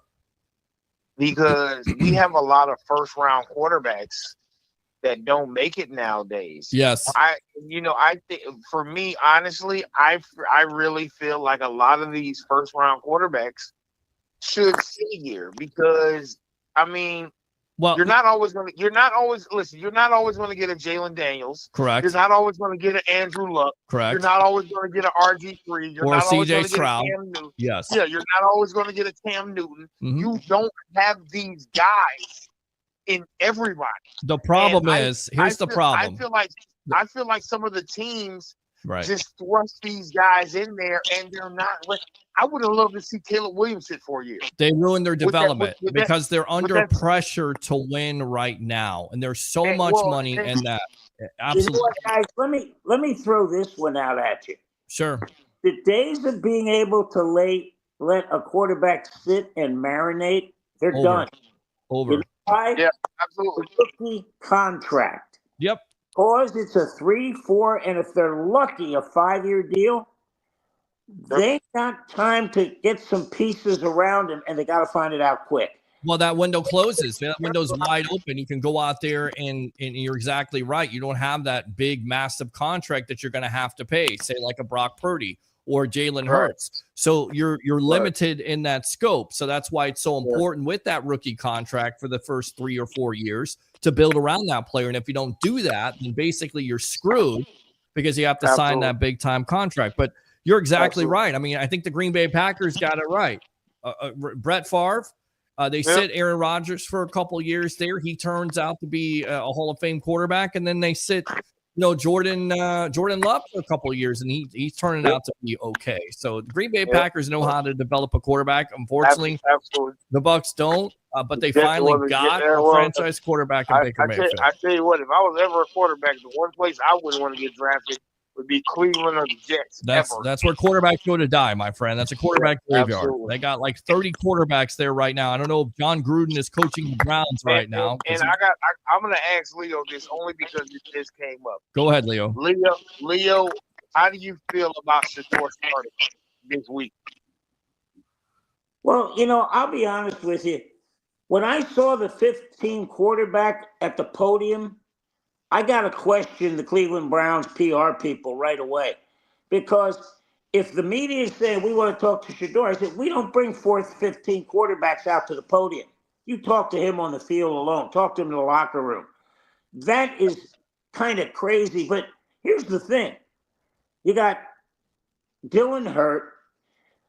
You got Kenny Pickett hurt. You're not going to play the old man. Yeah, you're not going to play Flacco. Start by default. He's the only guy left. So that's what's kind of crazy out in Cleveland right now. But I'll tell you what. I think a lot of teams are going to be shocked that they waited on this guy. I don't care what you say about pedigree, genre, whatever.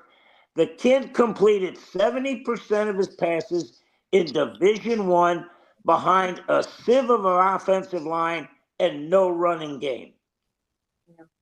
What more do you want the kid to do? That's fair. That's absolutely fair. Yeah, a lot of people will say 13 and 12, but you're exactly right. It was a terrible offensive line, and he's going to get the opportunity. Let me ask you both. Is he being put in a good situation here with the Cleveland Browns? Because it seems like we talked about this. Again, it's a quarterback graveyard, so you're never in a good situation. So do you think he's going to get a fair shot here, Leo, and then Curtis? Leo, what do you say? He's going to get a fair shot? Definitely going to get a fair shot. Okay. I think the Browns are laying in the weeds with this. Okay. Let's see what the kids got. I'm gonna say this, and I feel like this. Depending on how he plays, Kenny Pickett might be the odd man out. Kenny Pickett should be the odd man out. Yeah, I mean, just if he goes out there and he's halfway decent, Kenny Pickett's out of here. Okay. All right, Curtis. Appreciate the call, man. I know you want to use that for turnbuckle talk, so I'll let you use that call. All right, man. Appreciate you as always. All right, let's go out to this Teddy Bridgewater situation. First and foremost, when you heard about him getting suspended, spending his own money for his kids, buying Ubers, buying food, and this is what he had to say today at the press conference. I'm protective. I'm a father first before anything. Again, who was suspended by the school for providing deemed impermissible benefits. Those players became my sons. He said on the donation, he paid $14,000 to conduct a camp for players with 3 hot meals a day from local Black-owned restaurants, and a snack. And some of those days, $9,500 for matching clothing, $300 per week. Paint the field, $1,300 a week for recovery trucks, $2,200 for teams' weekly pregame meal, and $700 per week on Uber rides. Thank you very much, Teddy, for the Uber rides. I wish I got one. He says Miami Northwestern is a tough neighborhood. Sometimes things can happen when kids are walking home. I was just trying to protect them. Who led the program to a state championship in 2024? What do we make of this? Why is it being made a big deal? He is he's using his own money to take care of his own football players. Where is the wrong in this? I think we have lost sight of what this man is trying to do. And then on top of it, coming from a poor neighborhood there, having kids that don't have the money, it's not safe to get home. He's paying for Uber rides. He's paying for. We need more Teddy Bridgewaters out there, more coaches like this, instead of the guys that are, getting those big time contracts, but telling their players, 2 years before or 1 year before or 30 minutes before they get that big contract, oh yeah, I'm committed to you, I'm recruiting you, and then leave at the drop of a dime. We need more Teddy Bridgewater. Peter, I don't doubt you, but if you know where Miami Northwestern High School is, I don't even know why they even brought this up. Mm-hmm. Because to say it's an impoverished area is giving it a lot more credit than it has. Right. And believe me, they did a documentary on that, and it was the most phenomenal, eye-opening, and crazy documentary I ever saw. The head coach got mad at his Division I linebacker and got in a fist fight with him. Every other word in the locker room was F this and F that. I can still remember the next day, I'm coaching in Hillsborough County. We got a letter from the county athletic director via the superintendent and said, if any of you think what happened in that Northwestern video is accepted behavior in Hillsborough County, you'll be looking for a job. And that's, everybody says, okay, it's inducements to come there. You know what? Some of these kids, their last meal they get is lunch on Friday until breakfast on Monday during the school year. It's terrible. That's terrible. Stop going after a guy who's being a philanthropist. Thank you. That's it's just ridiculous. And it's people who look at this and have no idea what it's like to be a football player. Well, it's not only that. You're a teacher, you're a coach. Like, I feel like a coach is always a teacher. So you're trying to do everything you can for that young athlete. And, be a father figure, because some of these athletes, sadly, this is the reason why you have such a breakdown with, the family unit, if you will. You don't have a father. So you have single mothers out there. They're doing the best that they can. They're working jobs. They don't have enough money to provide for these kids. He's trying to be a father figure to do that for them. You need more of that in this society. We need more father figures. We need more coaches that care about the kids instead of themselves. And you know what, Peter? I'll tell you. Being a coach's wife, you are taking up a cross with him. Yeah. Because I would tell people, plain and simple, that I spent my life raising other people's kids while my wife did a great job of raising mine. Yeah. And that was the truth. I mean, we would, you can't follow the rules if you're a human being. Right. You see these kids starving. You see these kids come in with the same shirt on Monday, Tuesday, Wednesday. Why? Because they only have 3 shirts. Thursday, Friday. And thank God for football, because Friday they can wear the football jersey. And it's clean because we wash it for them. Yeah. But you know what? It's just people are way, way, way too judgmental. Oh, Teddy Bridgewater was trying to get good players to come there. No, he's trying to take care of the people that were there. Thank you. I mean, you need to do more of that. And according to U.S. News and World Report, 75% of the students at the school are considered economically disadvantaged, with 72% qualifying for free lunch under the National School Lunch Act. He has this to say also: I can't change who I am because of the rules. I have a big heart. I get it from my mom. I was once one of those kids. I know what it's like to be in their shoes. I know what it's like to walk those halls at Miami Northwestern and have your stomach growling and rumbling at noon in the afternoon because you didn't have any lunch money or you can't get a free lunch. So I can't change who I am. He said he still plans to help his former players in whatever ways he can, calling himself the neighborhood hope dealer. They see so much hope when they look at me. Damn, man. I love that guy. Like, I don't care what he does on the quarterback, but as a person, as a person at this point, he's amazing. He really is. And of course, Carolina Panthers, Denver Broncos, Jets, Saints, Miami Dolphins, and the Detroit Lions. Todd Bowles calls them a pros pro, has a good relationship with them. And again, they were very close.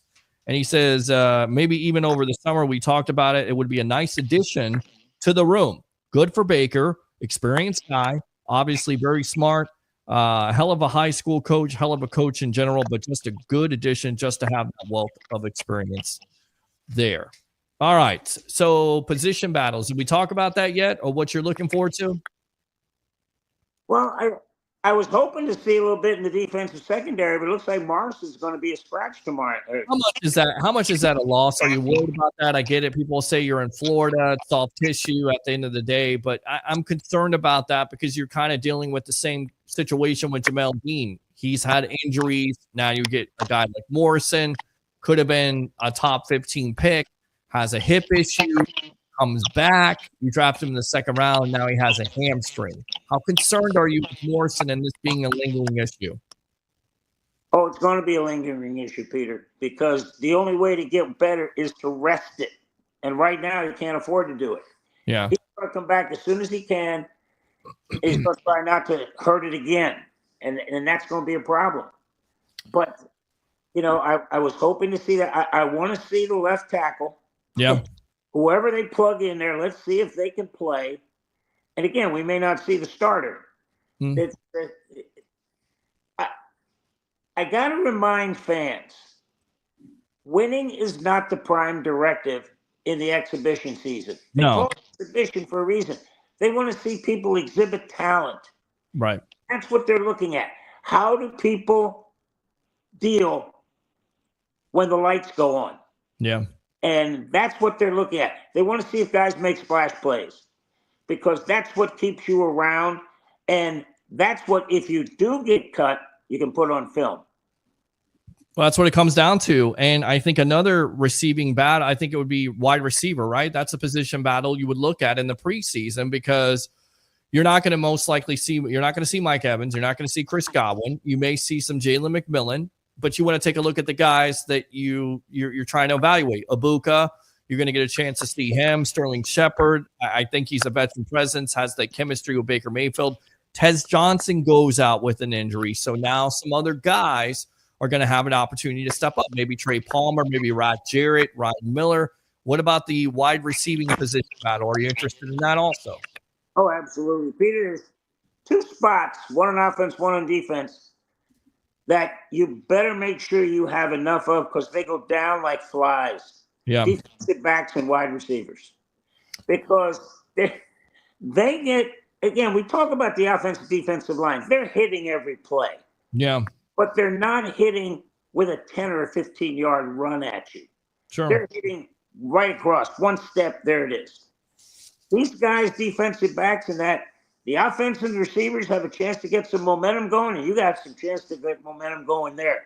And I'll tell you what, basketball is a contact sport. Football is a collision sport, and the collisions happen in the secondary. Wide receivers, defensive backs. That's why they get hurt so much. Yeah, and I know a lot of Bucs fans are disappointed because you don't want to have this injury situation at the end of the day. I tell you what, before you go, let's go ahead and get this guy on. Mr.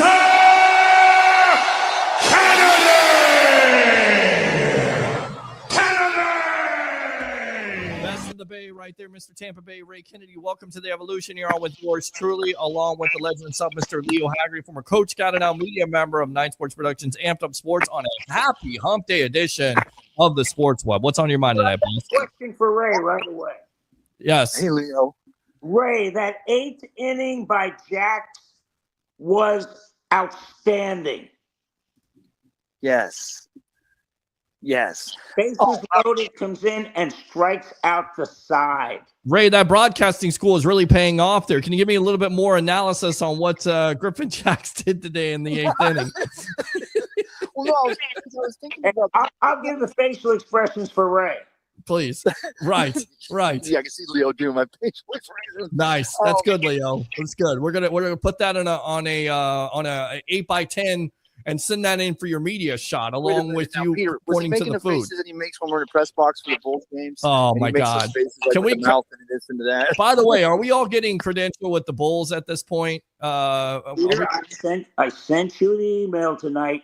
All you need to do is click on it, put you, Harry, Ray, whoever you want to put in, but it needs to be done by Friday.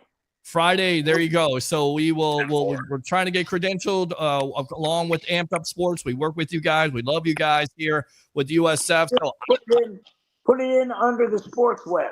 Under the sports web. So we're going to cover USF football. We're going to get that done tonight. So we're going to be working all weekend. So football season is so. Listen, women out there, you like me? I'm going to be pretty busy during the weekend. So I'm just saying, USF. Buccaneers on Sunday. You can see how excited I am about the aspect of as always, covering the bearded wonder there. You better get it during the week because weekends are spoken for. They are spoken for. And then, I'm doing Uber too on the side. So we'll see, my friend. It's definitely going to be a act, if you will, to follow.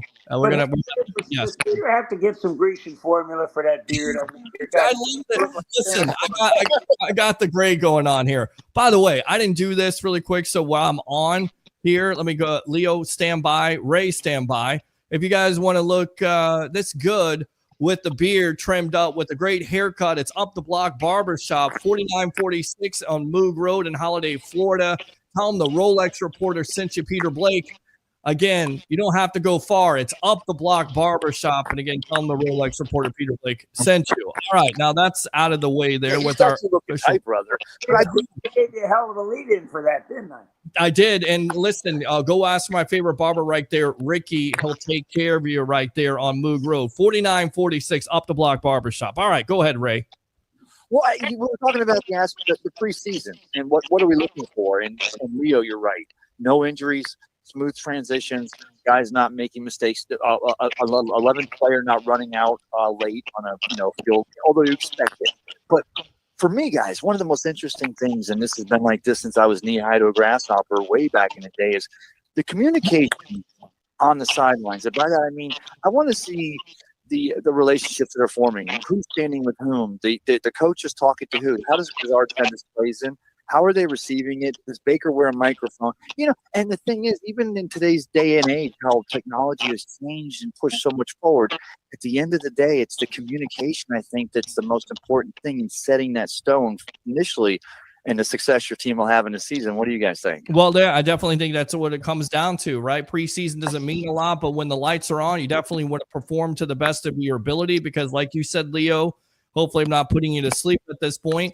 It's all about evaluation. Yes, Leo's going to sleep there with the forehead shot, but you're exactly right. And staying healthy. I got to ask you, Tampa Bay Ray Kennedy, what did you think of Teddy Bridgewater in the signing there? Could Kyle Trask's days be numbered?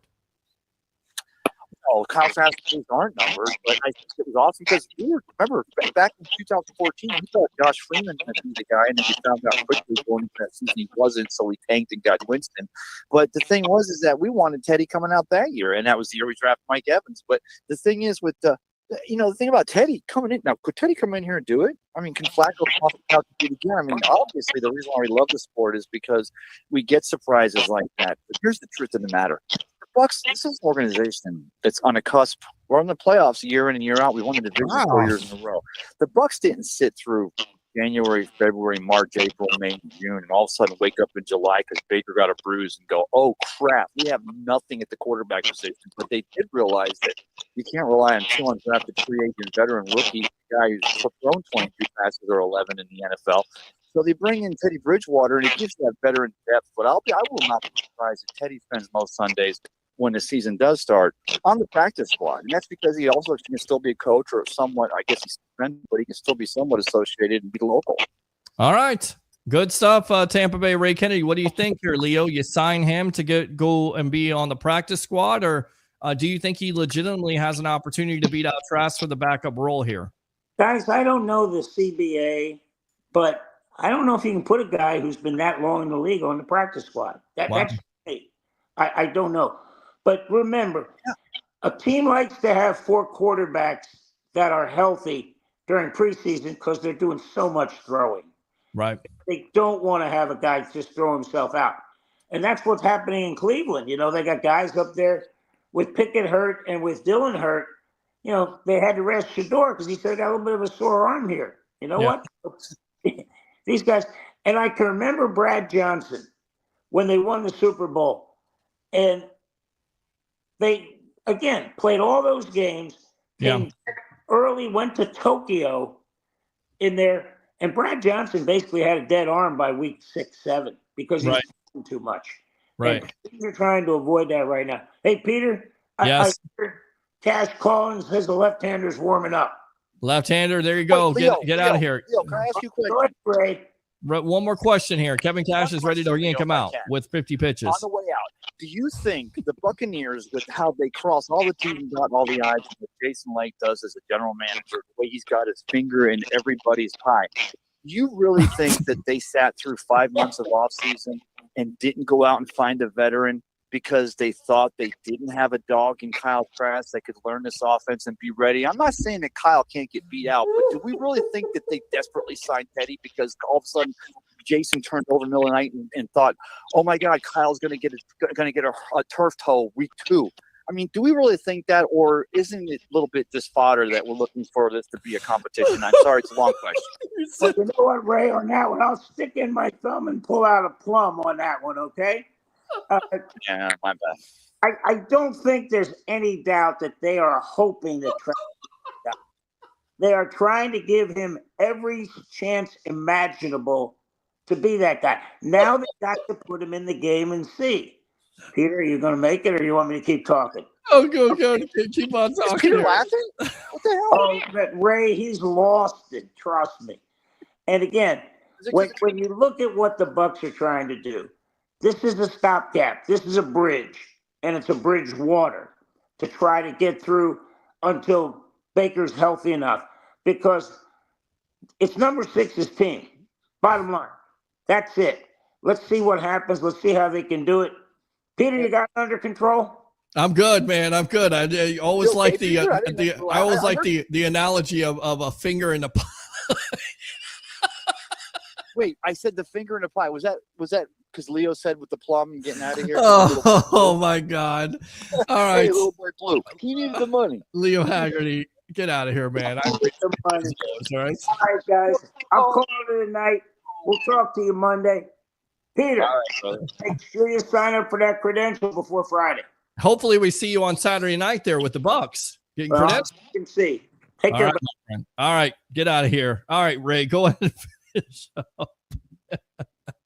No, Peter, this is the usual time. We're already at 9:45. This is the usual time we've cut in the past, and I don't even know if you're doing it tonight, talking turnbuckle. Turnbuckle talk, yes, absolutely. But, so this week I got into on Netflix. I watched the Netflix, the show on the WWE from last season. Has everybody watched that show besides me at this point? I need to watch this afterwards. I keep on telling everybody I'm going to watch it, and I don't watch it. Well, it's great because it's funny because as we went through so many decades or so many years we've gone through, and Cody Rhodes going back to Dusty and what he means to, anyway, long story short is that, and then today, of course, the big news is WWE and joining up with ESPN. And I think a lot of questions still need to be answered as far as I think we're starting to think what is ESPN going to look like moving forward. But I think that WWE getting a spot at the table with ESPN just continues to prove the legitimacy of what this sport and what wrestling means to the entire nation, if not world. I completely agree with you. And I think, a lot of people are kind of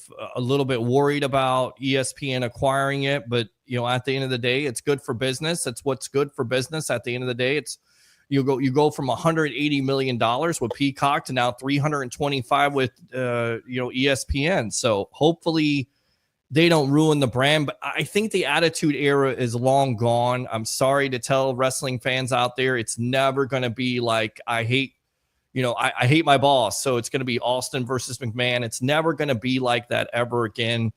Especially it's never going to be like Gordon Soley back with Dusty Rhodes and wrestling. And it evolves. It all evolves. Yes, absolutely. Well, the evolution. But let me ask you this. So, yes, my question is, and I don't know this, so I'm asking you this genuinely. When I hear, and I don't want to be sounding like old man get off my lawn guy, but sure.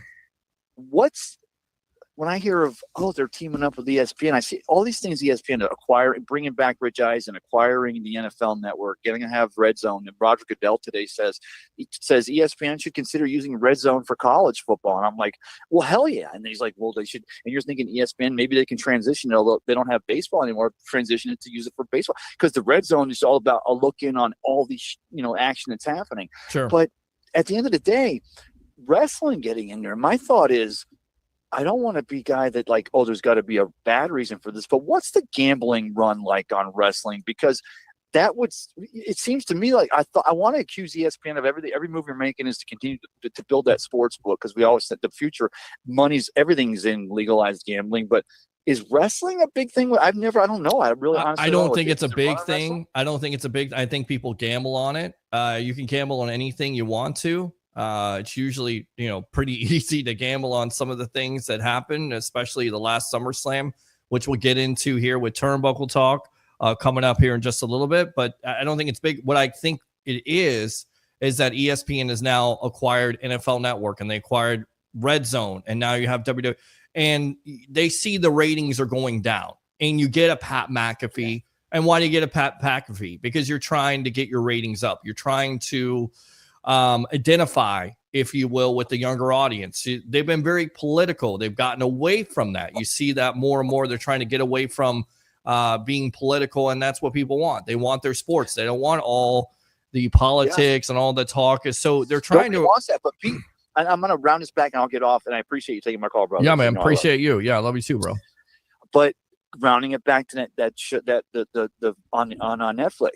The wrestling, rounding it back is that it comes back to people want to go back to the tale as old as time. Right. Is it a run? Is it a gimmick? Was wrestling, is it a sport? First of all, it's a hell of a sport. Second of all, we know that there's, we have setups for narratives because one of the great things about wrestling is it continues to play out in narrative as you go along.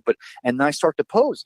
It's not that people are like, well, you're not going to gamble on something that's not as natural as a true sport, because that's the natural and true beauty of sport. Sure. But at the end of the day, you got 10 billion people, and you've got SummerSlam, and you've got Gigantus versus Miss Universe, and people want to put a little skin in that game. So I think maybe the long play down the road is just that not that it takes away from it. It only adds to the excitement that you'll see when you watch this show.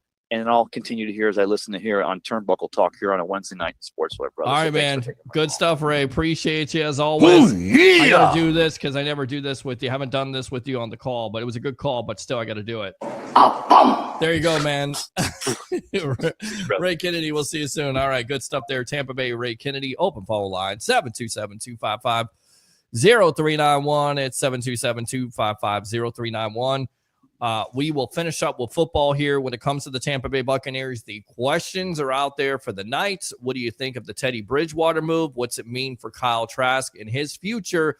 Do you think he could be done? 727-255-0391. It's 727-255-0391. Furthermore, what's the position battle that you're most looking forward to seeing this preseason football? Of course, it starts on Saturday night versus Cam Ward and the Tennessee Titans coming to town at Raymond James Stadium. Driving over there, in the Go Bucks red Tesla. Got to brag. Love it. Driving as fast as I can, but you always kind of slow down because Raymond James is right there in your rear view. It's coming up. And you see these signs and you start to get pumped up because you realize that it is football season and it is right around the corner. And to see the sign Levante David and Derek Brooks, 50 seasons for the Tampa Bay Buccaneers, and seeing Antoine Winfield sign, it just makes you realize, again, it's right there, right around the corner. And you know what we do here on the Sports Web. We'll be ready to go. We got pregame shows We got post-game shows on the field for the away games. We got a little surprise for you. And again, in collaboration with the JP Peterson Show. So continue to tune in to the evolution of Sports Talk Television, especially if you are a Bucs fan. All right, let's go out to the comments, and then we will start Turnbuckle Talk, if you will. Beautiful mother right there, future agent of me, watching the best sports talk show in the Tampa Bay area, the Sports Web, Amped Up Sports, Leo Haggerty, absolutely. The check is in the mail, Mom. Appreciate you. Masab right there, by the way, on Facebook and also on Instagram Live. Appreciate you, my friend. I've noticed you tuning in. Just joined. How do you feel about Teddy? I like Teddy. I think it's a good move. I feel more confident if you need a win at the end of the day. If Baker gets hurt, knock on wood, I feel better about a veteran presence who's done it, who's been there and done that, than I feel about a Kyle Trask. And I also feel like the Bucs made this signing because they are a Super Bowl team. They're trying to win a Super Bowl. It is about not making mistakes. And if you do have an injury to the quarterback situation, and I hope you don't, I feel more confident with Bridgewater than Trask. And I definitely think he could be in danger, because I think this move is kind of telling you they've seen enough of what Trask has. They know what they have, and they're looking for that veteran leadership and presence, and that's exactly what they got in Bridgewater. No, actually, Bridgewater works out for us. Cole, CSB, brother, I must have finally moved to get off my long guy, Peter. I'm proud of you for being Turnbuckle Talk is popular, even if you lose me when it starts. Listen, I hope you continue to tune in, even if you're not wrestling fans. Maybe I can make you wrestling fans. I'll be doing it myself, maybe getting Roger on. Good stuff coming, guys. Stay tuned. Yeah, he knows it. I talk to him about it every day. I mean, listen, if the question is, if I'm a Bucs fan, where can I go for a tailgate? It's the Buck, right? Because there's history there. There's a long history. So to be invited out there, which, by the way, congratulations to Scott Bradford of Bucs Life. I mean, we're a part of that family. Hall of Fame Bucs fan right there. Amazing stuff. We definitely got to get you on here to talk about that, because that's amazing.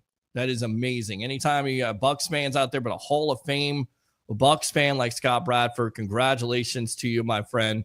But to be a part of that tailgate with the history there, and to be asked to go out there, and me just frantically trying to find out, because I do these interviews with Buck players, and the thing that I'm critical about is the internet is not good enough. So I'm trying to find an internet provider that's good enough so we can go out to those tailgates and do live shows and talk to Bucs fans, and so they can be a part of the evolution of Sports Talk Television, because it's not out there. It hasn't been out there, but it is out there.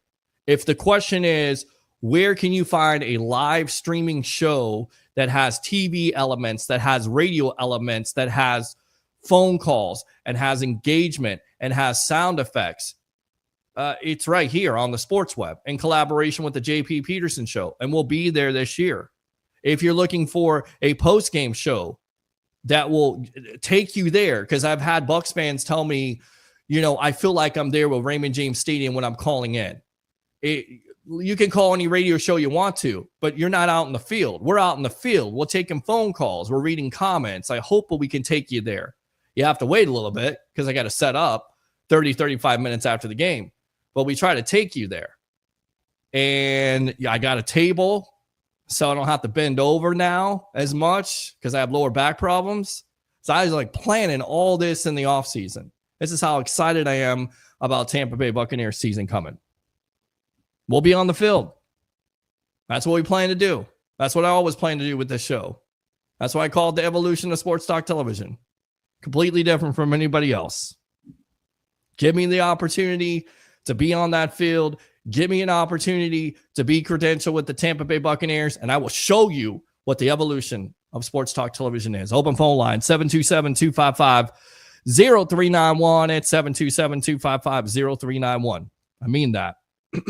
And then also having shirts coming. Sports Web shirts. It's been long overdue. And if you're on my social media, tune in, because I got a story about why that shirt is so important to me, what it means to me, what the history about that is, why it was the Sports Web in the first place. And at the time, I only told 2 people. My father, Rich from Clearwater, love you, and Heaven, part of this show, a forefather, and of course, Sean the Sports Don. Never told anybody this story, and I will once this shirt is revealed. So a lot of great things coming. Just continue to tune in and support. Facebook stars are out there, YouTube super chats. I love you guys as always. All right, let's get out to it. Real quick, Madden ratings have come in. I don't know if you guys are Madden fans. Levante David is the 5th highest rated off the ball linebacker in the league, is 88 overall. Vita Vea, 5th highest rated defensive lineman at 93. It's about time. Antoine Winfield Jr., 6th highest rated safety in the NFL with a 91 overall rating. I get it. He had a down year last year, but that's one of the best safeties in the league. I don't know why he's not higher than that. Mike Evans, I think he's like a 91 or 93. He's been like a 91 the last 5 years. Come on, Madden, make him a 99. Tristan Wirfs, can make him a 99. What are we doing here, guys? What are we doing? The Buck hate continues here on the national scale, but Madden did give those players some love. All right, so the big news of the day, and this is my question for you guys for Turnbuckle Talk. With this deal being announced by WWE and ESPN, are you more prone to get ESPN, or are you going to find another outlet at this point? Because I was talking to people today. I had to put the question out there. You're a pro wrestling fan. Are you going to pay $29.99 a month, or is that too steep for you? Even if you have the ESPN package, I guess you can still get it. But what's been talked about, it's going to be $29.99 to get the premium live events like SummerSlam, like WrestleMania, like the Royal Rumble. Are you willing to do that? Open phone line, 727-255-0391. It's 727-255-0391. This is what Pat McAfee had to say. He says, congrats to WWE and ESPN on getting a historic PLE deal done. Great to see 2 powerhouses of sports and entertainment come together. I assume, and here's where all the shade comes in. This is where, like, is this him playing a character, or is he really calling somebody out in ESPN? And this is why a lot of people thought, they're going to get rid of McAfee because he continues to do this. He continues to come out against ESPN in the suits, and it's very controversial. He says, I assume all the mid-level powerless bum-ass suits at ESPN will attempt to muddy this somehow out of context, leaks, ignorant, anonymous opinions, etc. He has in parentheses. He says, in the end, this agreement will outlive the dinosaurs currently guarding desk in Bristol. This deal will be great for ESPN. Cheers to the future. So that's Pat McAfee right there, of course, of the Pat McAfee Show. Also a wrestling commentator. I guess he's still with WWE in some capacity. So giving congratulations again. The Disney-controlled sports entertainment business will pay an average of $325 million per year. For 5 years, U.S. rights to WWE's biggest live events, including WrestleMania, the Royal Rumble, SummerSlam, beginning in 2026. So not this year. Don't lose your mind. But next year, it is on like Donkey Kong. According to people familiar with the matter who declined to be named, speaking about the deal specifics, NBC Universal Peacock has previously paid $180 million per year over 5 years for the package, according to 2 people familiar with the matter. Disney reported quarterly earnings Wednesday that showed domestic ESPN revenue was up 1% to $3.93 billion with a B. All right, let's go out to Roger Shue. Been a great show. I'm going to bed. Thank you very much for tuning in. Yeah! Tribal Troll. Acknowledge me! I'll do that. This guy sucks. Got to do it because he didn't call in tonight, and I don't know why. So there you go. He says Mark Shapiro in the interview with TKO, controlling owner of WWE, was a top executive of ESPN in the early 2000s. So once again, being familiar with somebody always helps. It's not what you know, it's who you know. He says, in many ways, this is our destiny. If you want to expand the audience, our fan base, the fever around WWE, grow on a really significant national scale, you can't do that as it relates to sports world without partnering with ESPN. So there you go. Jimmy Patero of ESPN says our place was built as an entertainment and sports programming network, referencing the literal meaning of the acronym ESPN. This is a fantastic way for us to expand our audience. It's younger. Again, we talked about it. The ratings, you got to go for younger. That's what they've done. It's younger. It's more diverse. It's more female than what we've seen at the network level. 38% of WWE's audience is women. So there you go. I need to meet more women that like wrestling, obviously. Noted WWE President Nick Khan, about 50% of people who attend WWE live events come with children, he said in an interview. It's a multi-generational viewing, and we think ESPN is a multi-generational viewing right there. So there you go. Big deal. What do you think? Of course, SmackDown will stay on Friday nights on USA Network at this point, and of course, still stream on Peacock. They're not missing out. They're missing out on this deal. They will get the NBA. They will have the NFL. It's not the end of the world, but it is kind of interesting at the end of the day. This came down about an hour and a half ago. Austin Theory has been removed from the WWE active roster. It says the 28-year-old last competed during the July 14 taping of Main Event, a losing effort to El Grande Americano. Well, we asked for phone calls during Turnbuckle Talk. We get phone calls. Let's go out to this guy. Let's go out to Mr. Turnbuckle Talk himself, Sun Devil Dave. What do we say to start this show, my friend? Well, first of all, great job. Thank you for wasting my time, and goodbye forever. Goodbye forever. That's exactly what we were saying all today to each other, especially when it hit that 4:30 hour. Goodbye forever, and thanks a lot for wasting my time. So don't waste my time. What's on your mind tonight on Turnbuckle Talk, my friend? Couple things. Number one, I'm kind of happy for TKO/WWE ESPN, this new venture to happen in 2026 when they're going to do the PLE events. Sure. I think the $29.99 is a good investment because it's locked in for a year, but in addition to getting all the ESPN platforms like your ESPNU, ESPN News, 30 for 30, the library, you're also going to be getting, you could do a bundle with Disney Plus and Hulu. So you're getting really 3 networks for $29.99 per year. And then after the year, I think it goes to $35.99. Now, I'm thinking that the PLEs are going to be included in the $29.99. Is that what your assumption is? Yeah, that's what is being talked about at this point. That's the big deal with it. $29.99, all the PLEs, premium live events, by the way. It's a bad deal. Yes. Pretty good deal. I think it's a great deal. And then there's also, I'm kind of excited about the whole, they're getting the Red Zone and they're doing NFL Network. So we're going to see what ESPN does as far as having more quality football broadcasts, or I really love Red Zone, and if that's part of the $29.99 as well, that's a pretty good deal, right? It's a pretty damn good deal. Or is it gonna be separate? I would hope they would include that, but I don't know if that's included or not. I think that may be separate, but that was the other big deal. They're acquiring NFL Network and acquiring NFL Red Zone. That's huge. So they're paying what, 1.5 billion for the PLEs? Billion with a B. WWE. Yeah, 1.6, I think it is. 1.6, 325. For 5 years at this point, which was at the time 180. So 180 to 325. Right. That's double what you're going to get for Peacock. You can understand it. I know there's because remember what TKO bought them for $8 billion. Is it $8 billion? $5 billion with a B. Yes.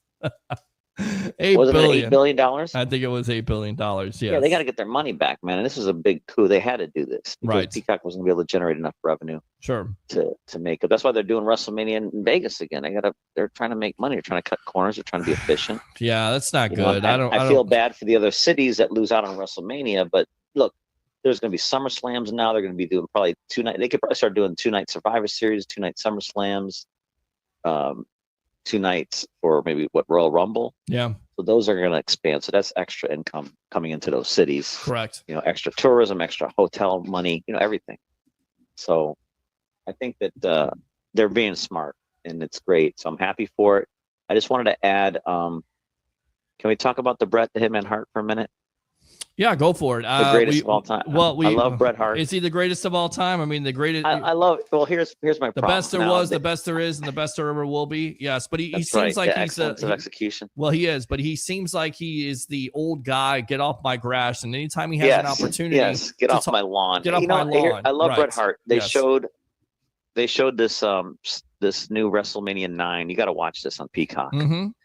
It's great. It's all the background. And I know Bret Hart, he's come out right after Hogan passed, and he's like, Hogan was a BS con artist. He's a roadblock, blah, blah, blah. So when I was watching this, Vince McMahon already made a decision that Bret was going to lose the title to Yokozuna anyways, right? Mm-hmm. Hogan comes in. I know he does that little pulls off. I'm going to go ahead and I'm doing it for Bret Hart, because Bret couldn't see, blah, blah, blah. He runs in. I'm going to go ahead and defend my title, Hulk Hogan. And then Hogan goes in, pins him. And everyone's like, oh, it rubbed him wrong way. This is BS. Well, Hogan dropped the title back to Yokozuna the next month anyways, right? Correct. I believe so. Yes. Vince already told Bret the direction they were going. And Bret knew that. So he was upset that Hogan comes back, even though Hogan, it would be no WrestleMania 9, that big spectacle, if it wasn't for Hulk Hogan busting his butt from 84 to 88, right? Correct. That's absolutely correct. All these people crying, all the politics, we got to have the new stars. Okay, he had a title for a freaking month. Okay, give him a break. The guy basically is the reason why you guys had jobs in the freaking first place. Right. Correct. And then he said it was a roadblock, but I'm looking back at WCW. Didn't Bret Hart win the title back in early 99, 2000 from Goldberg? That I'm not. Yeah, he won. That's when Murray got the concussion. Right. Yes. So they were pushing Bret Hart to have a long title reign. What happened was he got that concussion. He had to vacate the title. So I don't understand. He was in WCW for a year, 18 months. He had a title run, and he was complaining. Hogan, if Hogan was that bad of a guy, Hogan would have never allowed him to get the title in the first place in WCW. And yeah, Goldberg, it was an issue. And I feel bad for Bret Hart. He got hit in the head and so on and so forth. And he'll never let you forget Goldberg. that either. He'll never let you ever forget that he got kicked in the head by Goldberg ever. Yeah, things happen. I feel bad for Bret that it happened, but right. I just think, like he said, he's like Clint Eastwood in Gran Torino. Get off my freaking lawn. Right. And all right, let up off Hogan. So, anyways, I just wanted to add that. And SummerSlam was amazing.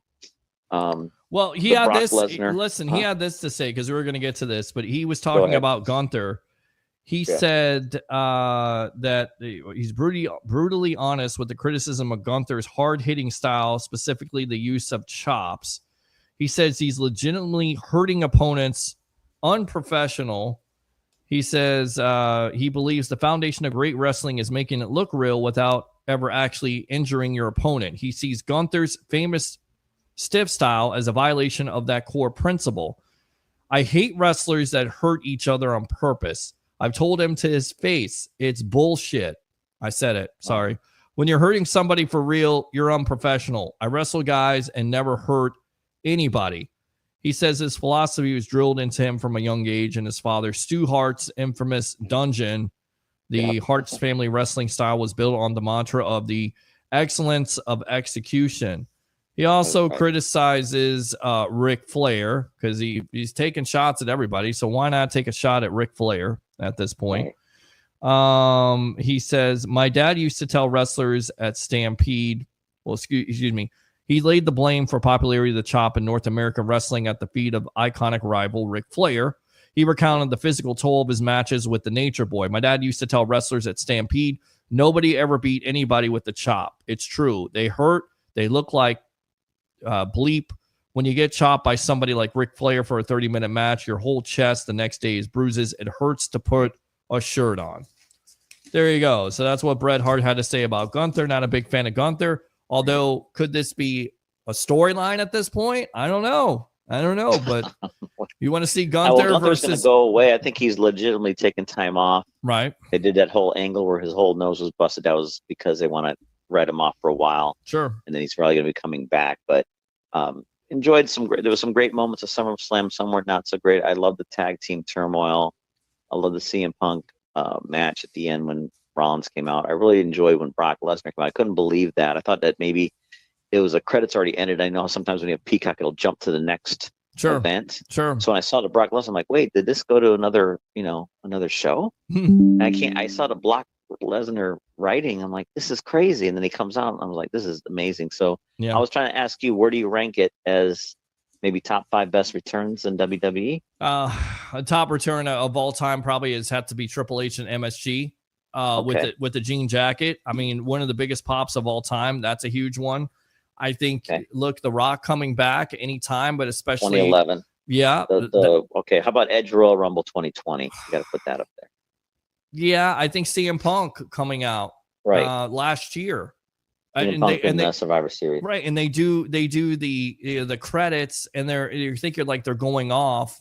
They have a silence, and then Cult of Personality hits, and you had one of the biggest pops in WWE history. That was pretty tremendous. But yeah, I think that definitely. I would bump the Brock Lesnar 2025 return. I probably would go.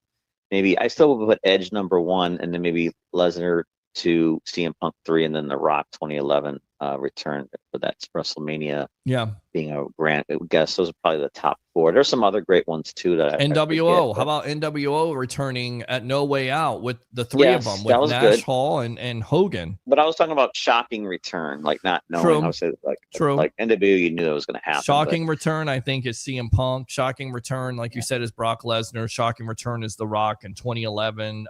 Edge coming out. I think John Cena at the Royal Rumble. I believe that's, what is that, 05 or 06? He comes out. Yeah, he was coming back from a big injury. I think it was neck surgery. Or Correct. So him coming back, they're pretty good ones, my friend. Definitely. Looking forward to a lot of great things. I'm really pushing this ESPN thing. I think I was getting excited. I was talking to Hulu. I'm like, where can I get this? I was trying to talk to their live chat, and they said you got to wait till August 21st. So I'm definitely going to sign up that day, and I'm going to get that ESPN bundle, with Hulu and Disney for $29.99. Then you get all the different, I got ESPNU, ESPN Plus, ESPN2, ESPN Ocho. The Ocho. All the libraries, 30 for 30, UFC. Yes. I love the ESPN Ocho. They actually had Hello Fighting Championships. Yes, I saw That's how slow it was. I texted you, right? You did text me, and I properly looked at the text and said, yep, I'm going to sleep now. Good night. That's how slow it is. So, hey, tomorrow night you got little pro football. Yeah, you got some preseason week starting officially week 1, I guess. Yeah, little preseason football. Yes, everybody's excited about Bucs. that. Yes. If Bridgewater makes it, and if he becomes a number 2, I'm all happy for it. So I'm looking forward to Saturday night. I'm also looking for Sunday afternoon. The Bears' first game. I think they're against the Dolphins, 1:00. On Sunday, so I'm just going to treat it like a regular Sunday, like a football Sunday. There you go, my friend. Well, we're almost there. We're almost there, my friend. We're just right around the corner from it. Absolutely. Are you doing a pre-show or any pre-game stuff Saturday or not? I don't know yet. I don't know. I'm going to see if they're going to do a tailgate. Most likely not. So we'll just catch you on the post-game show preseason usually, but we'll catch you out live at the stadium if I'm able to. It looks like I'm going to be credentialed, so hopefully that happens again. We never say never, but I definitely think it's a certainty that's going to happen. We'll be there live on the field if it does happen. All right. Make sure everyone watch that WWE Unreal. I liked all 5 episodes. I'm watching it when I get out of the show tonight. I'm telling you, I'm not going to bed. I'm watching. It's great. It. Yeah. And then watch that WWE WrestleMania 9. That's great too. I'm watching both. Is that on Peacock? All right, I'm watching both tonight. I just ran. I didn't know it was on there. All of a sudden, it just came on, and I'm like, "What is this?" And then I thought it was like a few moments, and it was a whole backstory. They actually showed Nick Khan was an usher. So here he is hanging out as an usher, and now he's CEO of the company. It's amazing. Crazy. It's amazing. Like it comes down to the story with running $1 billion industry, so you never know. Well, it comes down to what Triple H, right? They have the what is it? The they broke kayfabe at Madison Square Garden. Nash leaves, Scott Hall leaves, Shawn Michaels is the champion. He eventually leaves, and of course, then Triple H goes from a main eventer to a mid-carder to being a jobber, and then eventually being the world champion, being the guy in the business, and now owning the business and making these type of deals. So it's awesome. Just never know. Great story. Yes, sir. I went ahead and, of course, I paid my respects to Hogan. I went to the beach shop Saturday. I saw that, man. It was awesome. I guess Tuesday they had Kid Rock, Ted DiBiase, Flair, Dennis Rodman was there. Of course, Triple H, Stephanie. Yes. A couple other people, comedians and other actors and actresses. So Linda Hogan was there as well. They actually had a little private party at Hogan's restaurant, I guess, Tuesday night, last night. Amazing. So, yeah, it was Did great. you try to sneak in there and go and get No. no? I went Saturday. We're all supposed to go Saturday. I know we were You had supposed to go on work, and Saturday. I had to Roger, work, and the tribal troll's sleeping. He flaked out. He's He sleeping doesn't go always, man. He's always sleeping. He's a tribal sleeper at this point. He's always sleeping. Your show's amazing. Thank you, sir. Keep doing what you're doing. Appreciate you. Love Wrestle Talk. I don't know if I'll call back again tonight, but great job as always. And go Bucks, go Devils, go Cubs, go Rays. And we'll get ready. I'm so excited about football. 4 weeks away for kickoff. Yes, Great. sir. 4 weeks Can't away. wait, man. All right. Freaking Joneses. You guys have a great night, okay? What do you say to Thank you end for off? wasting my time. Yes. And goodbye forever. Goodbye forever. There you go. Until we meet again or see you again, which will probably be tomorrow morning. Great job, Sun Devil Dave. Open phone line 727-255-0391. It's 727-255-0391. Those are the kind of calls I like. You know, talking wrestling here. What did you think of SummerSlam 2 nights? I didn't get a chance to watch it all, but I did see the highlights. The big story was, of course, Seth Rollins coming out with the injury angle, cashing in the Money in the Bank after CM Punk was champion for a total of 5 minutes. Well, look at here. Look who decided to wake up. Acknowledge me. Let's go out to the tribal troll, who we've not hung out with. We're trying to hang out with you there at Hogan's and do this and do that. And you're like, no. So you didn't go. I didn't go. So what? Who cares? Goodbye forever. You're an idiot. You're an idiot. You know what? You're an idiot for that. That's good enough to suck right there. Yes. The whole WWE ESPN thing works like this. If you have ESPN through your cable provider, yes, or if you have the ESPN Plus app, right, or any of the other ones that are available, you don't. The pay-per-views will be free. For free. Yes. So it's free for me. So those pay-per-views are free. Are they commercial free? Do you still have commercials? Do you have ESPN through your cable? I do. Yes. Yes. Then you don't have to pay for the pay-per-views. Okay. All right. Well, that's good. Yeah, Jake showed me the article earlier this afternoon. Well, I wanted to tell you, but you were in the middle of a call with Gertrude, so I didn't want to interrupt. Well, yeah, you know, we can't interrupt Gertrude there, and I think she went through. Thank God I had to go a little bit slower, but we got Gertrude through. So there you go. Thanks for not interrupting me on that. Great job. All right, Dob. All right. What else, Roger? What else is on your mind, you that idiot? was it. I just wanted to put in that little bit of that little nugget. So yeah, if you have ESPN through your cable provider, or if you subscribe to any of the apps, you know, the price is $30 or whatever it is, but the pay-per-views will be free. All right. So what's the reasoning for getting something that's $30? What's the advantage of that? I guess that's what I'm trying to say. Some people don't have cable. Okay. What does it So include? they just get ESPN or whatever on the app. Does it include the library? Do we know where the library of WWE is going? I believe the library is staying on Peacock. So that doesn't make any sense. It's staying on Peacock? They're going to ESPN's getting the 4 major pay-per-views. Okay. As far as what I've read so far. Okay. They're the big 5. WrestleMania, Survivor Series, Money in the Bank, Survivor Series, they're getting the big ones. Okay. So yeah, supposedly they're gonna have the vault will still be on Peacock. So we don't know. We don't really know where where it's going at this point, huh? We Not don't know yet. Okay. All right. I guess as far as I've seen, the vault will stay on Peacock, but the PLEs will go to ESPN. Go to ESPN. Okay. All right. Thanks for the update, my friend. Yep. What else? What did you think about what happened with Teddy Bridgewater being signed? Kyle Trask, is his days numbered? I mean, what do you see with this move by the Bucs? The Bucs have screwed over Kyle Trask from day one. Here we go. This poor guy cannot get a fair shake with this organization to save his life. I feel like playing He the sat there for 5 violin in the years background. and collected a paycheck. Right. I feel horrible for him. Yes. He collected a He paycheck. could have gone of on being and been a backup. starter with probably 10 other teams in this league. I'm sure he could have. Most likely not. But go ahead. Oh, but what's your guy, Richardson? Yeah, he's better. I didn't And say he's a first-round pick. I didn't say it Come was on. better. He got overdrafted by the Colts, and I want to bet on that. So I'm okay with that. But still, I would probably I take. remember you winning that bet. That's right. That's right. But he was overdrafted, definitely. 1,000%. But Yes. when Baker goes down, put in ready Teddy and rock and roll. All right, rock and roll there with Roger Shue, the tribal troll. Acknowledge me. I appreciate That's the right. call as always, my Acknowledge me. friend. All right. And remember, Yes. one last thing: when you're NWO, you're NWO for life. Love it. Good stuff there, my friend. All right. Good call by Roger Shue. Open phone line 727-255-0391. It's 727-255-0391. Let's go out to Jackson, the pro. Thanks a lot for tuning in there on YouTube. The Bucs have always misused my boy Trask. Well, we talked about this. They gave him the opportunities. He didn't fulfill those opportunities. He didn't take advantage of those opportunities. So we'll see if he can maybe win this backup job. Right now, he's still the backup, but I think there's a reason why he signed Teddy Bridgewater in the first place. I think his days may be numbered, but just my opinion.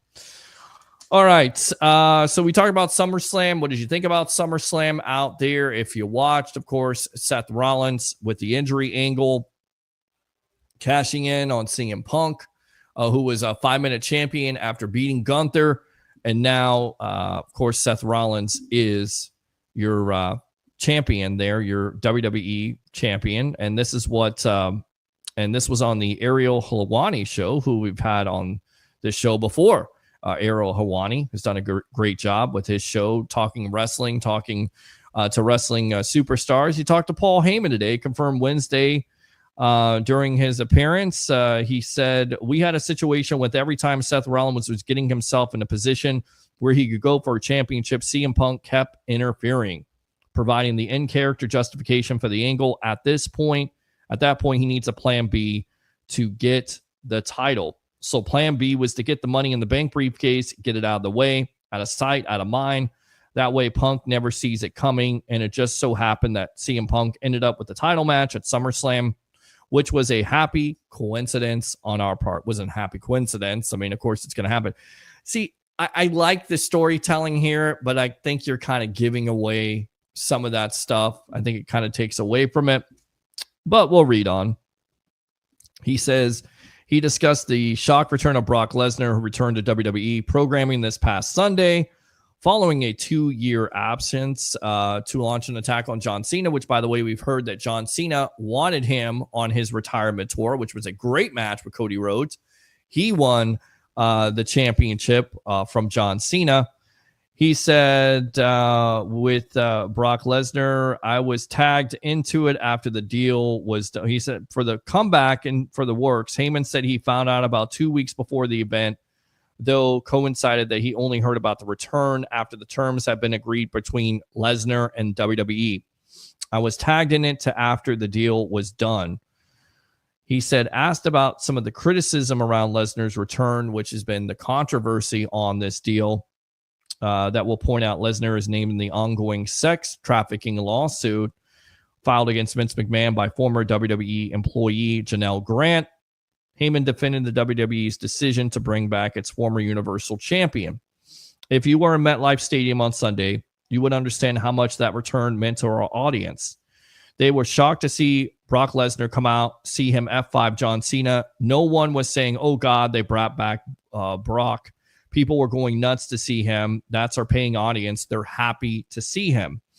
He says very few people ever make it to the top in life without ever making mistakes or having skeletons in their closet. Obviously, the decision was made that in its time to bring back Brock Lesnar. If there are critics of it, they should get over it.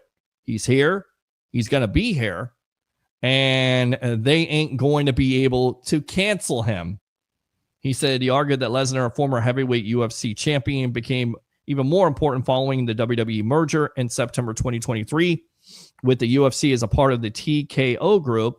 He says, who do you have? Who has walked that path in both WWE and UFC at such a high level?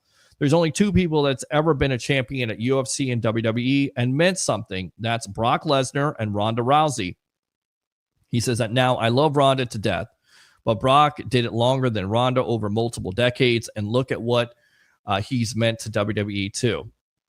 He said, I thought Cena delivered. I thought he took it as far as he could possibly take it, talking about the John Cena match. And he said, even took it to places I didn't think it was going. He put his heart and soul and his passion into it. He also was asked about the absence of The Rock. Heyman replied, I don't know what happened with Dwayne.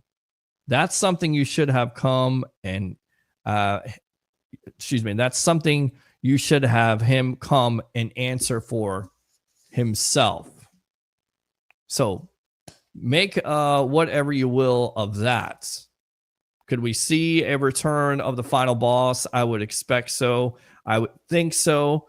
With Cody now being the champion, of course, the Universal Champion, and now Seth Rollins being the World Heavyweight Champion. I think those are the champions at this point, right? Universal Champion is Cody Rhodes, and then I always call it the World Heavyweight Championship, but the World Heavyweight Championship from the WCW days, the new championship is now with Seth Rollins. So I think that's correct.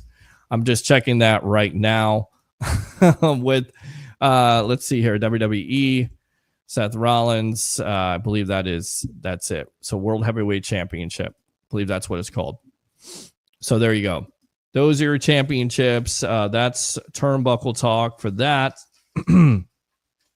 Some other things here to get to. I'm looking for the representative. What they had to say. They weren't really happy about it. In fact, because it was supposed to have, there was controversy to this deal. So spokesman said in a statement to USA Today, Lesnar's return is an attempt to sweep misconduct under the rug. For far too long, abuse was allowed to thrive under WWE's leadership. Instead of righting this wrong, WWE has done nothing to ensure those responsible are held accountable. This attempt to sweep misconduct under the rug will backfire. We look forward to the full set of facts, including those about Mr. Lesnar, coming out in court of law where they belong. So there you go. So on that note, I think we're going to wrap it up here. Lots of stuff to talk about tonight, and we did, about Teddy Bridgewater, about Kyle Trask, what position battle you're looking forward to. We talked about turnbuckle talk here. Thanks a lot to all the guests of the night. Of course, Mr. Harry the Greek, professional handicapper extraordinaire. Leo Haggerty, former Coach Scout and now media member of Night Sports Productions. And of course, as always, all the calls from the web heads, all the calls from the Tampa Bay sports fan. We appreciate you as always. Join me on Saturday night. I believe we're going to definitely go live there from the stadium when it comes to Bucs versus the Titans, your first preseason game. Like and subscribe to the Sports Web on YouTube. Friend me on Facebook at Peter H. Blake, and do 3 things as we wrap it up for the night. We'll keep it low for the roommates. Bring your passion. Bring your excitement. Just don't bring any nonsense. I'm your host, Peter Blake, your Rolex reporter. What time is it? It's my time. And for fans of the Sports Web and the Tampa Bay sports fan, it's your time. We'll see you next time on the evolution of Sports Talk Television. As we always say here on this show to end it off, go Bucs.